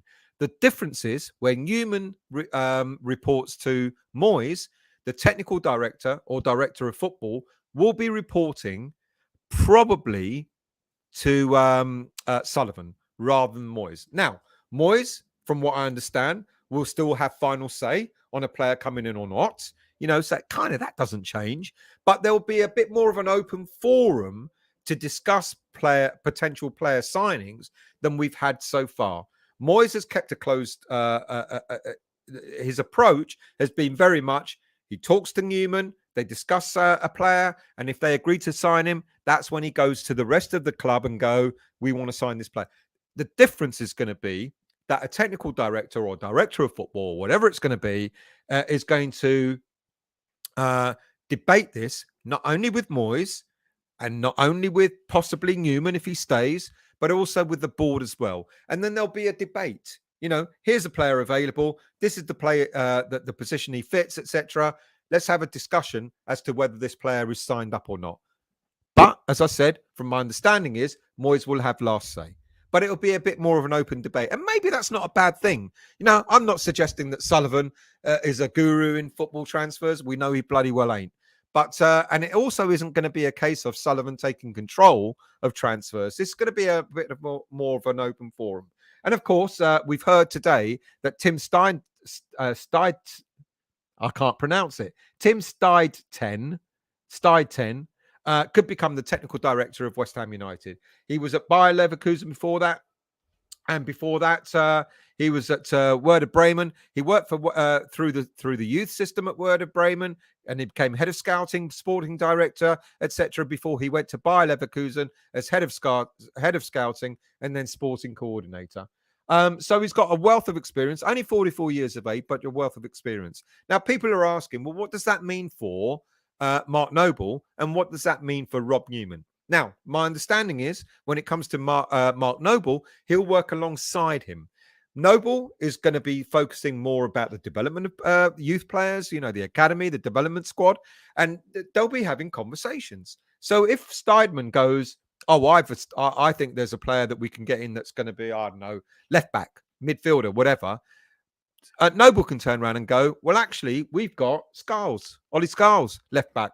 Is he any better than Scholes? If not, why don't we look at progressing Scholes and stuff like that? That's the way I understand it to be working. So there's that. There's the technical director of football is coming. But Steidman, however you want to pronounce his name, Steidman is not a done deal. He is on a list of potentials that we are looking at bringing in. So when the news came out today that, it's almost done and dusted, apparently that's not so. And I've double checked it and triple checked it. And I've been told, no, yes, there's absolute interest in him. He's available because he's already left Werder Bremen. He's left Bayer Leverkusen. He was there until he was appointed last July 2022, and he left in March 2023. So he is available, but it's not yet a done deal. Now, whilst I'm on live, for all I know, he might have been signed up an hour ago. Or whatever it may be. And that is going to help with trying to establish players that we need within the squad. Declan Rice. Now, I have done a video about Declan Rice, and I will put that out tomorrow, like I promised. I can see. Sorry, my Wi-Fi's gone again. I don't understand why. I did reset it, so my apologies. Anyway, Declan Rice. My understanding is Declan will be going. There's good reasons for it. I've done a video on it. It will go out tomorrow morning to explain my understanding of why this is the window that Declan Rice will leave. Of course, I don't want him to leave. I don't think any of us do want him to leave. But as Si said in the chat, etc., if he's going to go, get it out of the way so it doesn't linger over us for the whole of the summer transfer window. So do watch out for that. I'll put that up tomorrow morning about 8-9 o'clock. So do watch out for that for the reasons. But my understanding is the only reason why Declan Rice will stay is if no one puts in the bid that we're expecting for him. We're not going to sell him for less than 100 mil. And 100 mil means it could be 90 mil plus add-ons. But they've got to be realistic add-ons, not sort of like these, if we win the Champions League 3 seasons in a row, you'll get 5 million. And if we do this, you'll get another million. And if we do that, you get another million. It'll be, the structure of what West Ham United are looking for is a solid 100 mil in whatever way it's set up to get for Declan Rice leaving. But my understanding is, he probably has played his last game for West Ham United. And that's it, really. Other things that are going on are, we know that the transfer window's open. We know there's an awful lot of interest. Alvarez, Maddison's, Sean Wright-Phillips, SWP, you know who I mean, Harvey Barnes, etc., etc. There's an awful lot of players. Why did I say Sean Wright-Phillips? There's a lot of players. I didn't mean him. There's a lot of players that we're linked to. But just do me a favor, like I always have said in the past, don't get taken in. I think, it's really interesting when you look at social media and we're apparently linked to a certain player, and then that certain player ends up going to Chelsea or Liverpool or another team. Everyone goes mad. Oh, why didn't we buy that player? Sometimes most of these links are agent generated, and there's not an element of truth in them. Agents will try and get the best deal for their clients, and so they'll spread a rumor that West Ham United are interested in player X, player Y, and player Z, but it doesn't necessarily mean it's true. So I always advise you, treat it with a pinch of salt. What I'm going to try and do, I promised this in my last show. When I talk about transfers, I'm going to try my best to try and weed out the good transfer stories from the rubbish ones. I'll try my best to do so, by checking and double checking as much as I can to sort of let you know how much truth there is in some of the transfer stories. So do watch out for that. There'll be loads of transfers going on. You'll all be taken in. Everyone will go nuts because we haven't signed the latest sensation as a right back, the latest sensation as a striker, etc., etc. But just try and take all of them with a pinch of salt. Anyway, I'm going to finish off by going. Am I back? I don't know what's going on. I've got the Wi-Fi is right there, right next to me. I don't understand what's going on. Anyway, let's go into your chat. Where should we start? Martin, good evening to you. Good evening to everyone, by the way. If I haven't said good evening to you, thank you for joining, at such a late notice, etc., etc. The cup was fantastic, but we got lucky in the league. Losing Rice would be like losing 2 players. Well, no, you can only play 11 players. So I get you, Martin. I understand. Turgid, great analogy. Well, it was, wasn't it? 10. How far back am I? 10, 17? Only half an hour, so I'll try and catch up as much as I can. 10 men. Don't forget we had a month's break in the season, which helped us. I don't know what the World Cup did it. Good evening, Neil. How are you? I reckon the players stopped listening to Moyes after the Newcastle disaster. That's my opinion. I'm sticking to it. I know it's your opinion, but I don't agree with it because you can't have played the last quarter of the season by not listening to Moyes. I don't think that's that. I don't think that's true. Happy Hammerette, whatever Jerry said. Well said, Jerry. Took 18 months for Scammer. Not even sure we've got us got it in us to Hammerette. Have you forgotten how to write English? I didn't understand any of that. Sean, I've seen the 442 video. Greeno posted it on Claret and Booze. I've got to watch that. I've got to thank you for highlighting that to me. Howard, good managers win games. Look at Arsene Wenger. They played shit for seasons under him. 1-0 to the Arse. Well, yeah, true. That was under not Wenger. Who did they sing that about? George Graham, wasn't it? When they used to sing 1-0 to the Arsenal. Daniela, you're going to ask me who the hell George Graham is, aren't you? Daniela, we were not the only team that had a bad season, so we do have to take that into account. Very true. And I genuinely don't think next season is going to be as bad as the season's just gone. I really, honestly don't think it will. Think about it. The players that we got in, they all now have a season under their belts. So I don't think we're going to buy that many players in the summer transfer window. We may lose 5, maybe, players in the first team. We'll probably won't get as many in as we lost. Because obviously, we're going to be looking at the academy, the development squad, and seeing like Mbama, for example. I actually think Mbama will actually go out on loan. But if he doesn't, he'll be a player that will come in from the academy. And there might be 1 or 2 other players. Freddie Potts was out with the first team at the final. He might be a consideration for the future as well, for the near future. Garino. Sharky, that we cheated, that we set out to kick and hurt their players. That Biraji, we didn't do any of that. I don't think we played awfully. Where's Sharky? What did you say? Let's see if I can find Sharky's comment. Sharky said, Garino, what did Fiorentina say about theirs and West Ham's performance? Well, what Fiorentina said was that we were animals. No, we bloody well weren't. You know, the way that the Fiorentina players went about their game. The irony for me is if Fiorentina had played football for 90 minutes, we probably would have got beaten in that final. And then Garino said that we cheated, that we set out to kick and hurt their players, that Biraghi should have simulated a worse head injury to get the game forfeited. How they lost because of that incident.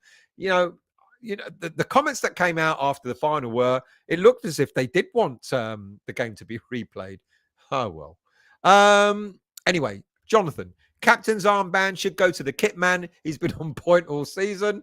Mike, I never thought West Ham were in trouble in the final. Moyes got it right. Give them the ball, defend and break on them. And it worked. Early doors, you can't pick yourself. What did I pick myself for? Whatever it was, I take that back. I was captain.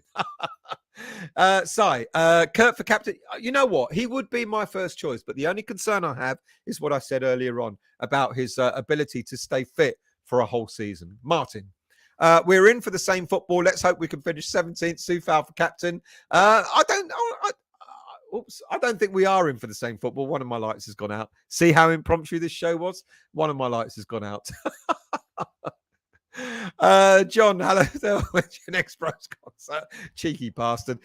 He took a snapshot of me. I was shouting like a lot. You know, look, the final whistle went. I was in disbelief. Well, not disbelief. I was in joy and I was screaming at the top of my voice. I'd lost my voice back then by that time, John. I could barely talk, barely shout, barely do anything. And all that came out was like this squeak. Early doors. How many of you in the chat went to the parade? Unfortunately, I was still flying back. I hated that. It was what a fantastic parade. I mean, look, people. The stadium, 20,000, just under 20,000 seat stadium. We could have filled it with West Ham. It's interesting when we scored the penalty. Let's not forget Ben Rama in all this, by the way. You know, at 0-0, what a pressure penalty that was. And Saeed Ben Rama, all praise to the man, stood up. And what a fucking great penalty that was, you know, to put us in the lead. It was absolutely superb. I think we kind of forget that. We're focusing on then, Bowen's goal and the last minute goal and all that sort of stuff. We forget that Ben Rama's penalty was superbly taken. Anyway, what was I talking about? How many of you in the chat? Yeah, I was on my way. But how did I get onto Ben Rama? Anyway, I was on the way back from Prague. So I missed the parade. Oh, that's what I was going to say. Yeah, we could have filled the stadium easy by ourselves. There were, 2/3 of the stadium. When Ben Rama scored that penalty, 2/3 of the stadium, 3/4 of that stadium got up and cheered. I was looking around thinking, fuck, where's all the Fiorentina fans? And then in Prague, in the fan zone, I don't know how many were there 25, 30,000 there. And then the parade, I mean, apparently the Metropolitan Police estimated there was something like 200,000 people there watching. I mean, when we say we're massive, we fucking are, aren't we, really? Let's be honest, we are. We are massive. Neil, I would have agreed that Souček back in the days when he could pass to a teammate. It's about him being captain. James, Souček leaves everything out on the pitch, exactly what I expect from a captain. I kind of do agree with that. What else we got? Mandy. Oggy, Creswell, Antonio and Fabio close to 150 years old combined. We need to sell decks and reload in key areas. Don't disagree with that, Mandy. Absolutely. Garino, while ignoring all their cheating in the first half, the fact that Bowen got elbowed in the back of the head, that 27 of their fans were arrested beforehand, that West Ham, absolutely. They went and attacked a sidebar where, if you're going to go looking for trouble, you're not going to wear your colours, are you? You're going to wear plain or black or whatever. They went and attacked a couple of West Ham fans who were having a quiet drink in the sidebar. Fucking wankers, anyway. Jerry, Souček is a good call. It could be the call that he'll make. 10 Ments, Zuma for captain. James, Soufal, a good shout for captain. Who else we got? Everywhere we go. Sean, Vlad or Kera will make good captain. Vlad, Kera, I like that. Why not Emerson? I don't think he'll be a regular. That's probably why. Garino, Tilo seems a real carrier. I like him. I'm glad he's come good. I'm glad he's gotten better. I'm glad that the fans have actually seen. He came on at a crucial time in the final. He came on when Zuma got injured, and it was just about the time we were going to take the penalty. Crucial time. And I think he showed his nerve. I think he played really well. I like Tilo Kehrer. I think he's going to become a better player a better player for us. Hammerette, are we clinging on to the hope that Souček's going to be immense once Rice leaves? Seems I am. I think Souček is a good call. I think it kind of a sensible call. Yeah, might. Both my lights have gone out. Fucking hell. I've only got the internet to go, and that's me done, isn't it? EPL teams get robbed in the transfer market. Can you see me? Get robbed in the transfer market. We have signed players from Asia for buttons who could easily play in that league. Yeah, good shout. James, Souček would be a good West Ham captain call. Epic, Souček is aging. He needs to be sold. What is he, 28? He's still got a year or two. JMC, not the most skillful. He can't pass a ball. Well, yeah, can do other things. Good evening, Ed. How are you? I hope you're well. I'm trying to catch up. What am I? Well, still 20 minutes behind. Early doors. Croatia beat Netherlands 4-2 in extra time in the Nations League semi-final. Wow. I've not been following it, but wow, good for them. Let's scroll down a little bit. Who else we got? Richard. Paqueta, captaincy will keep him longer. Ooh. Well, I don't know. Captaincy is not keeping Declan any longer. So would it keep him any longer? I don't know. Good evening, Richo. How are you? Thank you for joining. Old man, I disagree. Soufal would bleed for West Ham. Give players a wake up. No, I don't disagree with that. I think you're right, but I just don't think he's necessarily captain material. James, a left back and a replacement for Rice will have to be our priority. Well, it seems that we're not going to get a left back now that we've got Emerson, but a replacement for Rice, definitely. Danny, we have to bring goals and assists into the team. JWP and Barnes could be the difference between relegation and top half finish. Good shout. I don't mind JWP. He wouldn't be my first choice, but I don't mind him. I think Barnes would be superb. If we get him, I think that will be a fantastic call, without a doubt. Martin, need a captain and don't make many mistakes. No, not Antonio. No, Antonio. What, with his attitude? No fucking way.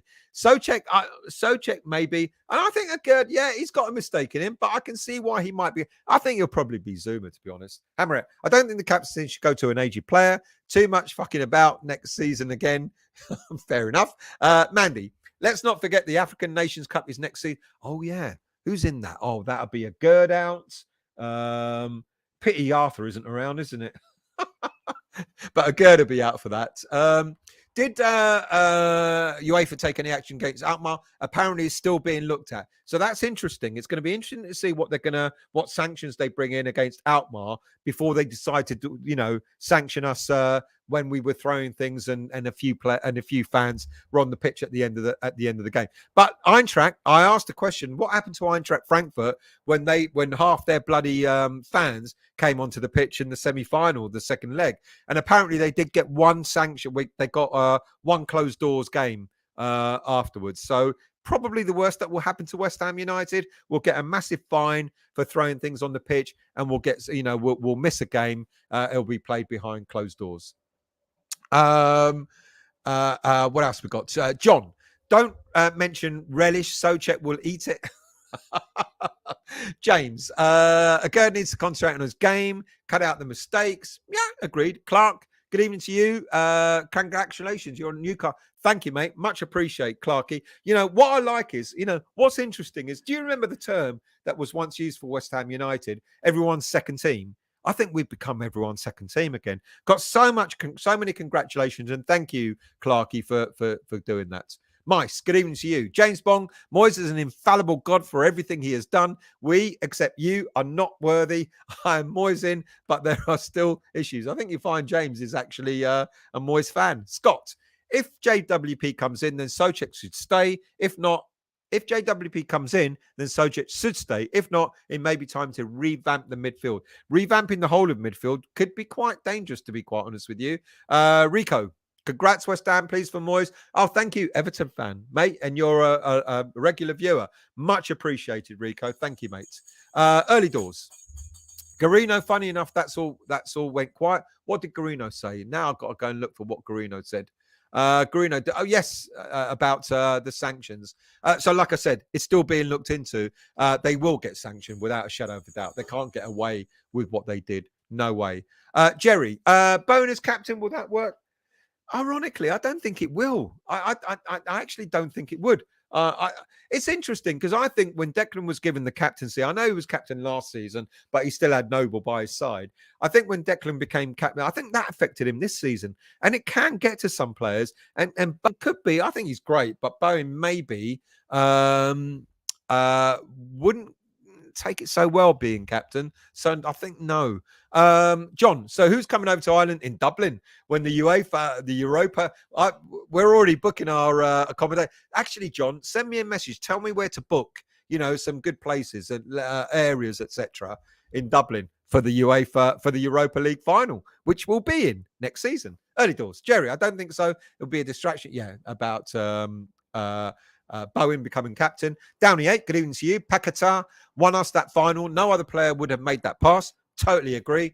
Paquetá's brain was in a different mode to most of the players in our team, which he has been for most of the season. I agree. He did win us that game with that pass. Clarkey, you should sign JWP and Wilson. No thanks. Not on Wilson. Thank you very much. No. Even though he scores against us all the time. Richard, good evening, Doddsy. How are you? Great to see you back. And love still. All great to see you in prep, mate. Wasn't it fantastic? Weren't we massive? It was great to see you, mate. Absolutely wonderful to see you. John. Still, if you want sponsorship, we can all help out, but you better get in training. We want you doing the London Marathon. Fuck off. Not at my age, mate. You want me to have a bloody heart attack? Absolutely not. Absolutely, Rico. John Collins, rest in peace. Another player from my era when I started watching football in the early 70s, John Hollins at Chelsea. Rest in peace. Neil. Can't they bring in a head of substitutions? It would be so nice to have something different for 2-4 nows for Benny in the 63rd minute. Vino, Moyes is staying. The most positive, realistic outcome, mid-table in the Europa Cup. Another realistic outcome. Lots of players leave. Betting in of a lot of new players takes months of relegation. But I genuinely don't think we're going to have the same sort of problem as we had last season. Famous last words? I'll eat my words, probably. You never know. Daniela, was just going to post this. Rest in peace, John Hollins, former Chelsea player, died at the age of 76. Early doors. Still, the problem with Moyes he doesn't adapt to some of the players we bought. I agree. Look at Allaire. Absolutely, wasted there. Couldn't score. Moves on. Then they play to Allaire's strengths, and he scores loads of goals. Yeah, I remember when Allaire was going. I remember that a lot of the West Ham fan base was slagging Allaire off and going, "What a waste of money!" Blah blah blah. No, he was a fucking good striker. No, he wasn't. He is a good striker. And it's a shame. Imagine what we could have done with him. Bill, like it or not, Moyes brought structure into our club. We need to take it further with the director of football. Absolutely agree with that. Yep. Early doors again. Same is happening with Scamacca. Needs to work on the player's strengths to get the best out. I think he will. I think what he'll try and focus on in the summer is to try and find a way of getting the best out of Scamacca without a doubt. I hope Scamacca doesn't go. Like I said earlier in the show, no player is going to be sold on the cheap this summer. We don't need to. We don't need to sell players on the cheap. We don't need to let Scamacca go out on loan. We don't need to sell Declan Rice for less than 100 million. Any player that we sell, we're going to get as much money for them as we can. And if we don't get the money, or if we don't get the offers, they're not going to go. And I think Scamacca is one of them. Moisaurus, can we get a director of passing the ball? This is what I love about this channel, is that you can, take the piss and, make your point at the same time. And I get you, Moisaurus. I know. Bill, you're right. The director of football is praying for the future without noise. And rightly so, Bill. Rightly so, because Moyes is being kept on next season, but there's been absolutely no talk about extending his contract. Usually when a manager sort of wins something like this, usually the board will go, well done, mate, pat on the back, here's another 3-year deal or whatever. That's not been discussed. Moyes has got 1 year left on his contract, and that's all there is at this moment in time. Now, of course, if we go on and do really well next season and win the Europa League and get into the Champions League, here I am fucking dreaming, and why not? that might be a different conversation with Moyes. David, you played 30% possession football. You've been shit, but we've won the Europa League and we're in the Champions League. Carry on, son. I'm only joking. Hammer it. Let's just hope the director of football understands what sort of player we're actually using a certain way, because with a smaller budget, apparently, and more players needed, I just hope we do it right. Look, let's get this right. I think 4 or 5 players will lead the squad. I think, Johnson is probably going to go. I think Lanzini's likely to go. We don't know about Vlasic. I haven't even thought about Vlasic. I think Antonio will probably go. Who else? And of course, Declan. 4 or 5 players will probably go. I think we will only get maybe 4 players in. Like I said earlier on, I think we'll get 4 players in, and then we might get 1 or 2 players. We might promote them from the development squad, the academy, into the first team, like Mbama, for example. I think that's what will happen. I don't think David Moyes, do not expect us to go out and get 6, 7, 8 players in the summer transfer window. If we get 5, I would be really, really surprised. But 4, I think, will be the target. Martin. We will still waste more money on a striker. Look at Ings, just can't fit into the Moyes system. Well, that was an odd one. It was obvious that wasn't a David Moyes purchase. It was a panic buy, and I think it was probably a panic buy from the board. Daniela. I hope his new appointment means we'll use more of our young players from the youth setup. Don't go expecting, by the way, it's another thing I've said before. Do not go expecting us to start bringing in half a dozen young players. I know the under-18s did exceptionally well, but I said this in my last West Ham Weekly. What's likely to happen with most of those under-18s, already started happening at the tail end of last season, is a lot of the under-18s will now move into the under-21s development squad. And there may be 1 or 2, like Mbama, for example. He may progress and come to the senior team, or what we'll see is 1 or 2 players going out on loan for a season, like Mbama. So do not go expecting us to have a mass influx of under-21 players or academy players into the senior squad. It isn't going to happen. Garino, Tim Steditman has been linked to Spurs, Liverpool. He has been indeed, but apparently we're stealing March on all these teams. So yeah, he's good. I don't remember the players he signed up, but he signed up a number of really decent players. So I hope we do bring him in. But like I said, he's on a list of other possibilities. I'm going to scroll down a little bit. Rico, FFP ruling 25th of October to see our fate if found guilty. Financial fair play. Oh, for you guys. Mate, I wish you luck. I mean, Everton it could be a bit of a nail in the coffin for you. Good luck to it, mate. Neil, we should keep Declan until the end of his contract. Moyes will only spunk the money anyway. If the player doesn't want to stay. Oh, no, not if the player doesn't want to stay. If his entourage don't want him to stay, he's not going to stay. Look out for the video I've done. It will come out in the morning. All about Declan. I could be completely off the mark, but I think we found a reason why he is going this summer. Early doors. We can't get caught out again and lose out on players who we sell on with crap deals. No sell-on clauses. Absolutely agree, early doors. And I think that's why a director of football is coming in. I think that's the bit that's missing, isn't it? We keep buying players, like I said earlier in the show. What has happened in the past is before this board and well before Moyes, etc. We've had a tendency of buying players that are clapped out, for big money, putting them on big wages, ended up being absolutely worthless. Or we've had a reputation of buying players that don't fit into a system and then ended up sending them out on loan or getting rid of them for next to nothing. A director of football is going to close that gap, or a technical director is going to close that gap. That's the idea of having a technical director or a director of football. So there's consistency. So when Moyes does go, there'll be a consistency in our transfer dealings, who we bring in, who we sell, etc., etc. It's been missing for a very, very long time. Sharky, what do you think will happen, Rico? Will Everton get a fine? I fear for Everton. I think Everton won't just get a fine. Paul, be great to see the youth coming through. Declan needs to stay. Our players have gelled. Declan won't stay and the youth won't be coming through, or not as many as we think. Sai, same thing as DS starting a bidding war, playing agents at our own game. Absolutely. And you know what? Why not? Why not? We know Declan Rice is going to go. So why not get as much money as we possibly can for him? I'll make you right, you know. Old man, and would like to see Brentford's left back. We were in Rico Henry. We were interested in him a couple of seasons ago, I think, whilst they were still in the Championship, but we never went for it. Good shout. Good shout. Let's scroll down. I don't know what the heat is, but yeah, fucking heat. The fucking lights have gone out. The fucking internet's about to go out. I still haven't finished my rum, and that's getting a bit warm.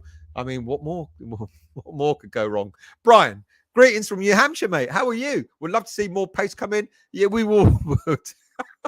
Harvey Barnes. I'd love to see Harvey Barnes come in, to be honest with you. Sean. Rice deal will be done the week teams return to training. They all blag an extra week off when switching teams. Good shout. Apparently, there's going to be a bid-in by the end of this week, but then we've got the England game, so there won't be a bid-in by the end of this week. Probably next week. Hammerette, it has been a while, and you know things go wrong technically. You've missed all this, Hammerette. Glad to have you back anyway. Si, how are we up to? I'm trying to catch up. Early doors, not many will get that. Mate, is it an age thing? Let's scroll down. Helen, how are you? Just want players that fit our system. Otherwise, we could be in for another. I really don't think we're going to be in for another relegation battle. I really don't. God forbid. God forbid. Vinay. Fiorentina players are very delicate. They fucking hold their own. Many of them get injured on the tube falling down, holding their faces when someone bumps into them. Hey, it was embarrassing. No excuse for throwing what we did. You know, not me, Guff. No excuse for throwing things on the pitch, but they were an embarrassment. Floodlight failure. Fuck me, mate. I mean, honestly, both bloody lights have gone out. Look, they're both there. They've both gone out. I don't know what's happened, but there you go. Done that one. David, your vase is massive like Man City pride. No, we love our vase. I don't give a damn. We didn't design it. You know, that's the trophy we won, and we're proud of it. So it does not matter.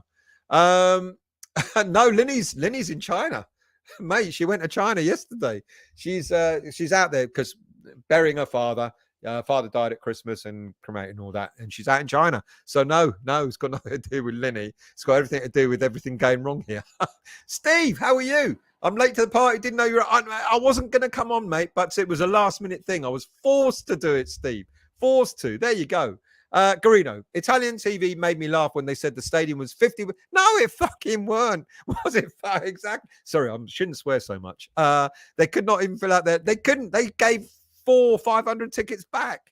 Honestly, we could have filled that stadium ourselves. Sharky, rival fans are jealous of us winning. Well, you know, some are, but I've got a lot of fans from Chelsea, Arsenal fans, Spurs fan, Brentford fans, etc. QPR fans have all the mates, you know, who I know all said congratulations. But I know a lot of them don't mean it. See, you might have hated Nick. You might have hated it being a parade, but us 70-odd thousand couldn't get to Prague. Oh no, I hated it because I couldn't get back in time. You know, I was stuck in Zurich, you know, and I couldn't get back in time. But I absolutely love the fact that we had so many fans turn out for it. Absolutely superb. So the fans were Sparta Prague apparently, and they picked the wrong bar to attack. Oh, I didn't realise that. Good evening, Gary. You've only just joined. I hope you're well. Si, Bowen, I don't think it will work. Bowen as captain. Zuma would work if he stays fit. Absolutely. Thank you. Yeah, if you're new to the channel, please hit the subscribe, like, and bell notification to let you know when I'm next on. It really does help the channel if you subscribe to it and like it and all that sort of stuff. All the algorithms that I am too old to even understand. Change the hamster. I ate the hamster earlier on. Early doors. Get the candles out. Is it that dark? I'm really sorry. It is a cost of living crisis. Absolutely. And it's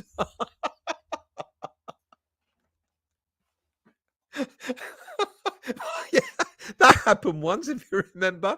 I used to have this it's a large photo of the bowling, and when I started doing all these shows, I used to have it propped up, and one of the cats fucking nudged it over and it fell on my head. You're not wrong, Sean, you remember that. What can I say? I could go offline and recharge the lights, and that would take me half an hour. Moyes player interview. How fast can you run? How long can you run? How high can you jump? I know, mate. I know it's dark. I mean, you can, so long as you can still see me, that's the important thing. Damien, how are you? We should go all out for Jonathan David. I like Jonathan David, but we've been linked to Jonathan David for about 3 seasons, and we still haven't put a bid in for him, which makes me think we're not going to. 2 central midfielders. We should sell Rice. It's interesting that, you know, a lot of people have said, you know, we can only replace Rice with 2 players. Well, you can't have. You can only have 11 players on the pitch. So I kind of get it, but don't get that comment. Pat, good evening to you. Benrahma for captain, then Moyes can't take his sub off at 70 minutes. We absolutely are. And we have been, and we're going to continue to be, and we're going to rub it in our faces. And I can't wait for the first, if Bournemouth is the first away game of the season, because the fixtures come out tomorrow, on Thursday. If Bournemouth is, can you imagine the absolute party that we're going to have as West Ham fans? The sun's going to be shining. No, like it'll probably piss down with rain that only day in August. But anyway, the sun's going to be shining. We're all going to go down there in our hordes, and we're going to be singing that. Boy, oh boy, that's going to be a party, isn't it? And then when we lose 3-0, we'll wonder what it was all about.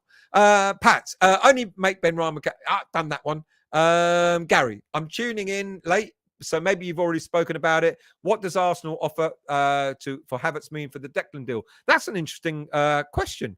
Would you say that Havertz plays a slightly different way to Declan, and maybe they're looking at having Declan and Havertz in their midfield? I mean, it's interesting. It's going to be interesting because I know Chelsea want something like 70 odd million for him, but apparently Arsenal have offered 40, which makes me think they're only going to offer 70 for Declan Rice. Would that stop them from buying Declan Rice? That's a good point. I don't know. I think they're trying to get both. And I think they're trying to get a striker as well on top of that. They've got a lot of money to burn, haven't they? That's a really good... I don't know, to be honest with you. Let's see if they're going to buy Havertz and how much for, to see if they're going to go for Rice as well. Garino, I think us winning the Conference League has reminded us and many fans why winning a trophy is important in bringing people together, making memories, something the so-called top 6 have forgot. Did you see, no disrespect to the Man City fans and the players, etc., but when Man City won the Champions League, they were showing videos of the fans going, well done. We went fucking nuts. And not only fucking nuts for just like a couple of minutes. We've been going nuts for the last week. We know what it means to us. It absolutely means, look, we know what we are. We know we're West Ham United. We know we're a team that will have glory every once in a while. You know, of course, we'd love to have glory every season. But we know that that's not likely to happen, whether it be under the current owners, previous owners, future owners, or whatever. So we're going to make the fucking most of it. And we have been making the most of it. And we deserve it. We have a right to be enjoying ourselves as long as it lasts. You know, and it kind of like when I was watching the Man City fans celebrating their Champions League win, I was like, where's the passion? Where's the jumping up and down? Where's the beer flying? Fuck knows how many T-shirts I've had beer thrown over me whilst I was out in Prague in the 3 days I was out there. You know, people were going nuts, and rightly so. It's a passionate sport, football, and you deserve to sort of like go nuts, etc. And I think you're right there, Garino. I kind of feel that the top 6 have forgotten what it's like. You know, how important it is to be winning something. It means an awful lot to us. I hope we have a lot more success, more regular success than we've had over the years. But I think even if we win a cup next season or whatever, I think we'll go just as nuts as we did this season. Maybe after the 5th or 6th one, we'll get a bit bored. But I think you're right. 1K, good evening to you. What did you make of Declan talking to kids saying we had no choice? You know, that's that video was interesting. What's he going to say to the young boy? No, I want to go. Of course he's not. He's got to, you know, and when you watch my show that I've recorded about Declan Rice tomorrow morning, you might understand, it might put it all in context. There's no way Declan Rice can turn around to anybody, the press, to a young kid videoing him or whatever, and turn around and go, well, yeah, I want to go to Arsenal. I want to go there. Well, yeah, of course he's going to say West Ham. He has to. He's got, at this moment in time, he's playing the media game and he's playing it well. I think he learned a massive lesson when he was being interviewed when he was on World Cup duty, and he was asked the question, about, playing Champions League, etc. He fell right into that. He's never going to do that again. It doesn't matter who is asking him the questions, even if he is a young kid about his future. Corky, Gerd did make a super time tackle again. Yeah, we loved that. The way he smashed into that player, loved it. Hammer it. Areola's just bought a huge house apparently in London. Hope he gets first team. He's got to be our first team player next season. Good evening, Trodge. How are you? I hope you're well. We have won a trophy, mate. Isn't it fantastic? Let's scroll down and try and catch up. I'm now 15 minutes behind, so I've got a little bit of catching up to do. Got on rooms quick selling out centrally. Look at Lucan and if Liffey Valley. Are you serious? Get on rooms quickly, selling out centrally. Look at Lucan, Iffy Valley on half-hour bus. Fucking hell. You're serious, aren't you? Selling out quickly. Right, Lucan and Iffy Valley. If I don't write that down, I'll never remember it. Si, message me, mate, and tell me and remind me of that. I'll look at that. Transfer news. Good evening to you. Breaking news. Chelsea midfielder Mason Mount is not likely to move to Man United as he has got the chance to sign an extension contract. Does he even want to stay at Chelsea? Transfer news. I'm surprised by that. Sean. Did not know about John Hollins. Was a good player back in the day. Old school. Rest in peace. Absolutely. Trodge.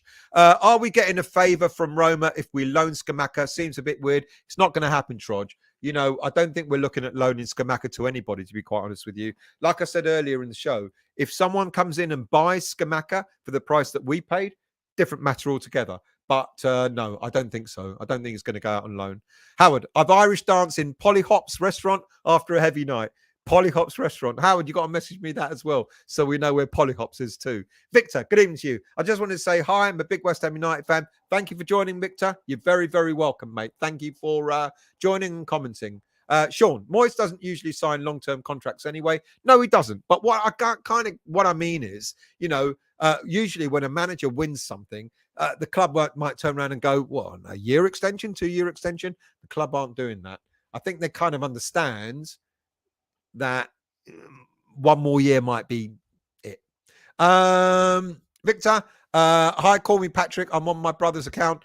Okay, that's confusing. You're on your brother called Victor's account, but your name's Patrick. Welcome, Patrick. You're very welcome here, mates.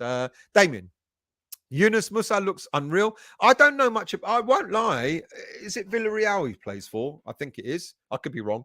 I don't know much about him, to be quite honest with you, but I will look into him and do a show about all the serious looking transfer targets that we've been linked to. Damien again. My summer transfer wish list, if we sell Rice, Jonathan David, Yunus Musa, and one other, Pelina or Alvarez. I'd rather go for Alvarez. Pelina's good, but Alvarez seems to be better. Anthony, were we thinking about the Bristol City player? Can't think. Yes. What's his name? His name's gone. But I think they're asking for £25 million for a teenager, which is kind of a little bit too much. I'm not sure we'd pay 25 million. I can't remember the lad's name, but I don't think we're going to go that high.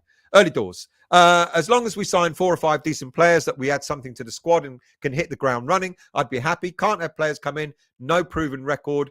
We can't put through that again, which is why I think, like I said earlier on, that we're going to look at the domestic market. We're going to look at the likes of maybe JWP, the likes of James Ward-Prowse.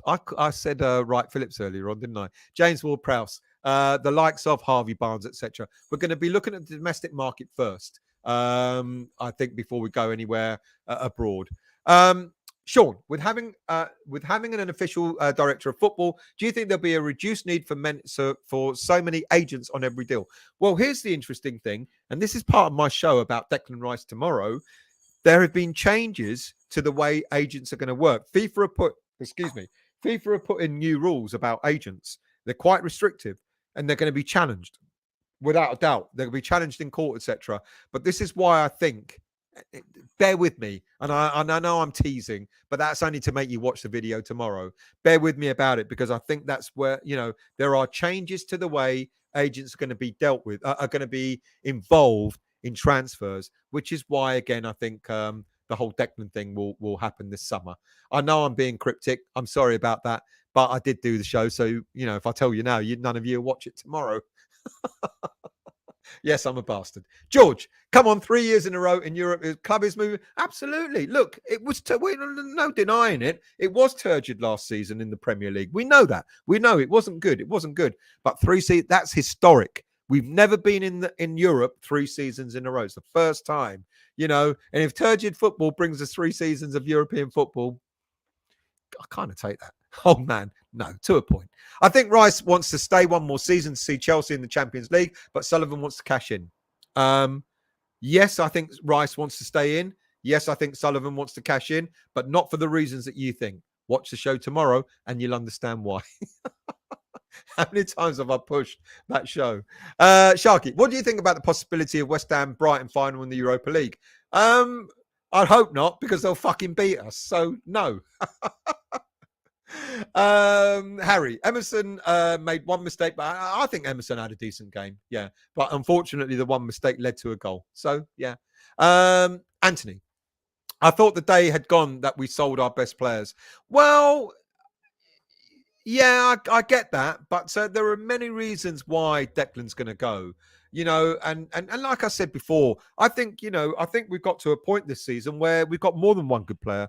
We've got Paquetá, we've got Agerd, we've got Zuma, we've got Benny, we've got Bowen. We've got a number of players that you would say are some of our best players. Who else we got? Paul. Harvey Barnes, but no swap for Benny. No swap for Benny. I think we're going to keep Ben Rama. I think we will. I think Harvey Barnes is a very likely prospect, but I think we need competition, don't we? We need competition in various areas. And I said earlier in the show, Cornet was brought in as a kind of a winger, but it looks like potentially we're going to use Cornet more as a central player next season. As a backup striker. Trodge. So our new football director's secret is he checks how much you turn your head. I didn't understand. So our new football director's secret is he checks how much you turn your head. I didn't understand that. The cats are mucking around, putting me off. I didn't understand that, Trodge. You're going to have to explain, mate. Helen, do we have a trophy cabinet? And if so, I'm sure we do. I actually don't know where it is, to be honest with you. We got one somewhere, probably in the club shop downstairs, maybe. I don't know. Mice Collective, do you think Lingard is a free agent? He has a restraining order more. I hope we don't go into that. I really, really hope David Moyes doesn't go down that road. I think he's had his fingers burnt. I hope he doesn't go looking for Lingard in the summer. Hammer it, forced to do a show. I was kind of, wasn't I? Hammer it. No, I wasn't. I'm enjoying it, so it was the right thing to do. Chris, Spurs fans at work are saltier than the Dead Sea over us winning the trophy. Absolutely nothing. Who cares? Who cares? They're not even in Europe next season. Let's see how Postecoglou or whatever his name is going to do with him. Poor guy. Coming from a winning team like Celtic and then having to deal with the shit at Spurs. Good luck, mate. Wolf Central, good evening to you. The small stadium didn't make any sense. Could have made so much money. I really think they could have easily sold 100,000 tickets just to West Ham fans. I think you're absolutely correct, mate. With the number of fans that were out there, it was madness. And I think they kind of learnt their lesson because I think the Europa League final in Dublin next season is a 50,000 seater stadium. And my understanding is the Europa Conference League final, which is in Athens, is in a 33,000 seater stadium. So they kind of learnt their lesson a little bit. James, Stel, if your missus in China, who's looking after the cat? They're all running around like fucking loons, aren't they? You know, I don't know if you can hear them, but they are running around. They've been fed. God knows what they want next. Your mate, Zuma. Gary, we'd love to see Lingard fuck off to the championship early doors. I'm just starting in the YouTube world, so seeing what can happen like you in stream today gives me hope. Good luck, mate. I've had failures galore. People will tell you, honestly, this show's actually really going well, all things considered. Let's scroll down. Helen, Lanzini had a wedding reception on Saturday as he got married during the lockdown. They couldn't celebrate at the time. I think he was celebrating at the same time as, congratulations, Pablo, for getting married. I think Lanzini celebrated at the same time. I could be wrong, Helen. I think it was like a joint celebration or something. But congratulations, Pablo. Well done for getting married, mate. Shoj. Sell Rice and get Amrabat and Milenkovic. I love Amrabat. I think, in all honesty, I think he was the best player on the pitch in the final last week. Milenkovic, we were interested in Milenkovic a couple of years ago before we signed Zuma. I don't know if you remember, it was a choice between Milenkovic and Zuma. If you remember this, what was happening, 1 minute we were definitely signing Zuma, next minute it was Milenkovic, and then next minute it was Zuma, and it kept going backwards and forwards. I like Milenkovic. I didn't like the way he played, but I like Milenkovic as a central defender. Good shout. Adam, sorry I'm late. Things to do. No problem, Adam. You didn't really miss much. We've just all been ranting, and I had a few guests on. Sai, that's a good point. Does it get boring winning all the time like City? I don't know. Does it? Because I don't know if you saw the celebration, Dave. Apart from Grealish, who apparently was on the piss for about 3 days. Fucking hell, what a loony he is. The fans just. Did you see the video of this guy? He was videoing the people behind him, and he went, "Oh, here we go. Been told to sit down." Told to sit down? You're sitting down watching a fucking final. What's going on here? Seriously? Did you see anyone sit aside? Did you see anyone sitting down at the stadium last Wednesday? There was not one person sitting in their seat. I moved from behind the goal. That was my original seat, and I came over at halftime to the corner flag where you were standing as well. You could go anywhere. Sitting down watching a game. What's all that about? What's going on here? I don't understand. Thomas, Jack Grealish is making the money. He has been. He has indeed. He's been making the most of it without a shadow of a doubt. Let's try and catch up, shall we? My apologies. I've got to miss a few, so I do apologize. Let's go down to. There we go. Sean, is there a show tomorrow? God, no. I didn't get the notification. Nobody mentioned it. No, mate. I can't do another one tomorrow. Absolutely not. What I might do, if I can get a guest, I might do a Friday Night Live. If not, I'll be back on again on Monday. No, sorry. The show tomorrow is not a live show, and it's not gone out yet. So you'll get. I get what you're saying now. It's going to go out at 8 o'clock in the morning. So just wake up early and watch the show. You'll get a notification because it's a pre-recorded. I can't do it as a premiere, so you won't get an advance warning. What else we got? Trodge. He studies unusual metrics on data analytics, including how much players check what's around them by counting how many times they turn their head. Who? Is this the director of football you were talking? You were being serious? I didn't realise. Are you actually serious that the director of football that we're looking at getting in, he studies unusual metrics on data analytics, including how much players check what's around them. That's fine. By counting how many times they turn their head. Wow, that's pretty thorough. You actually are being serious, aren't you? I'm not a Milenkovic. I'm no to Milenkovic. Can't think we could get the Moroccan to come to us. Why not Amrabat? Why not? I'd like to think we could. I'd love it if we can get someone like Amrabat in. What else we got? Gary. I honestly have no love or hate for Man City, but Grealish is my dude. I'd go drinking with him. No, I haven't said I'm doing Friday Night Live. I said I might do Friday Night Live. Sean, I meant the Rice show and was taking. I know you were. I've caught up. So I've missed a lot of comments, so I do apologise. Gary, honestly, I have no love. Done that one. Howard, you should do the show with Stel Hammerit. There you go, Hammerit. Come on. Early doors. Stelios has a fairly decent spot at the parade, and Stelios, I had a fairly decent spot at the parade, and then those two giants stood in front of us and even lifted their camera. Why? You really are piss takers. Apache, Stel, your cats have managed to sneak in one of their toys into the. I'm not promising Friday. I might do Friday. Hang on, I've got to finish this. That's perfectly good spice rum. By the way, if I'm going to recommend anything, you've got to go for this one. Forget the normal spice rum. This is the spice rum you should get. It's fucking gorgeous. You can drink it straight. It really is lovely. There you go. There's my promotion. Maybe I should get Captain Morgan's to promote the show. I'd be absolutely hammered every night. That's it. That's it. I'm done. Thank you all for watching. Thank you all for coming on at last minute. Captain is my captain. It's great. This stuff is just superb. It's black spice rum.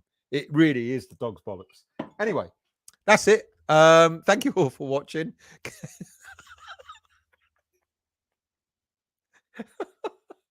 Well, quite possibly. Sailor Jerry. Yeah, I've tried that. It's a little bit too whiskey based for me, Sailor Jerry's, but it's not bad. Right.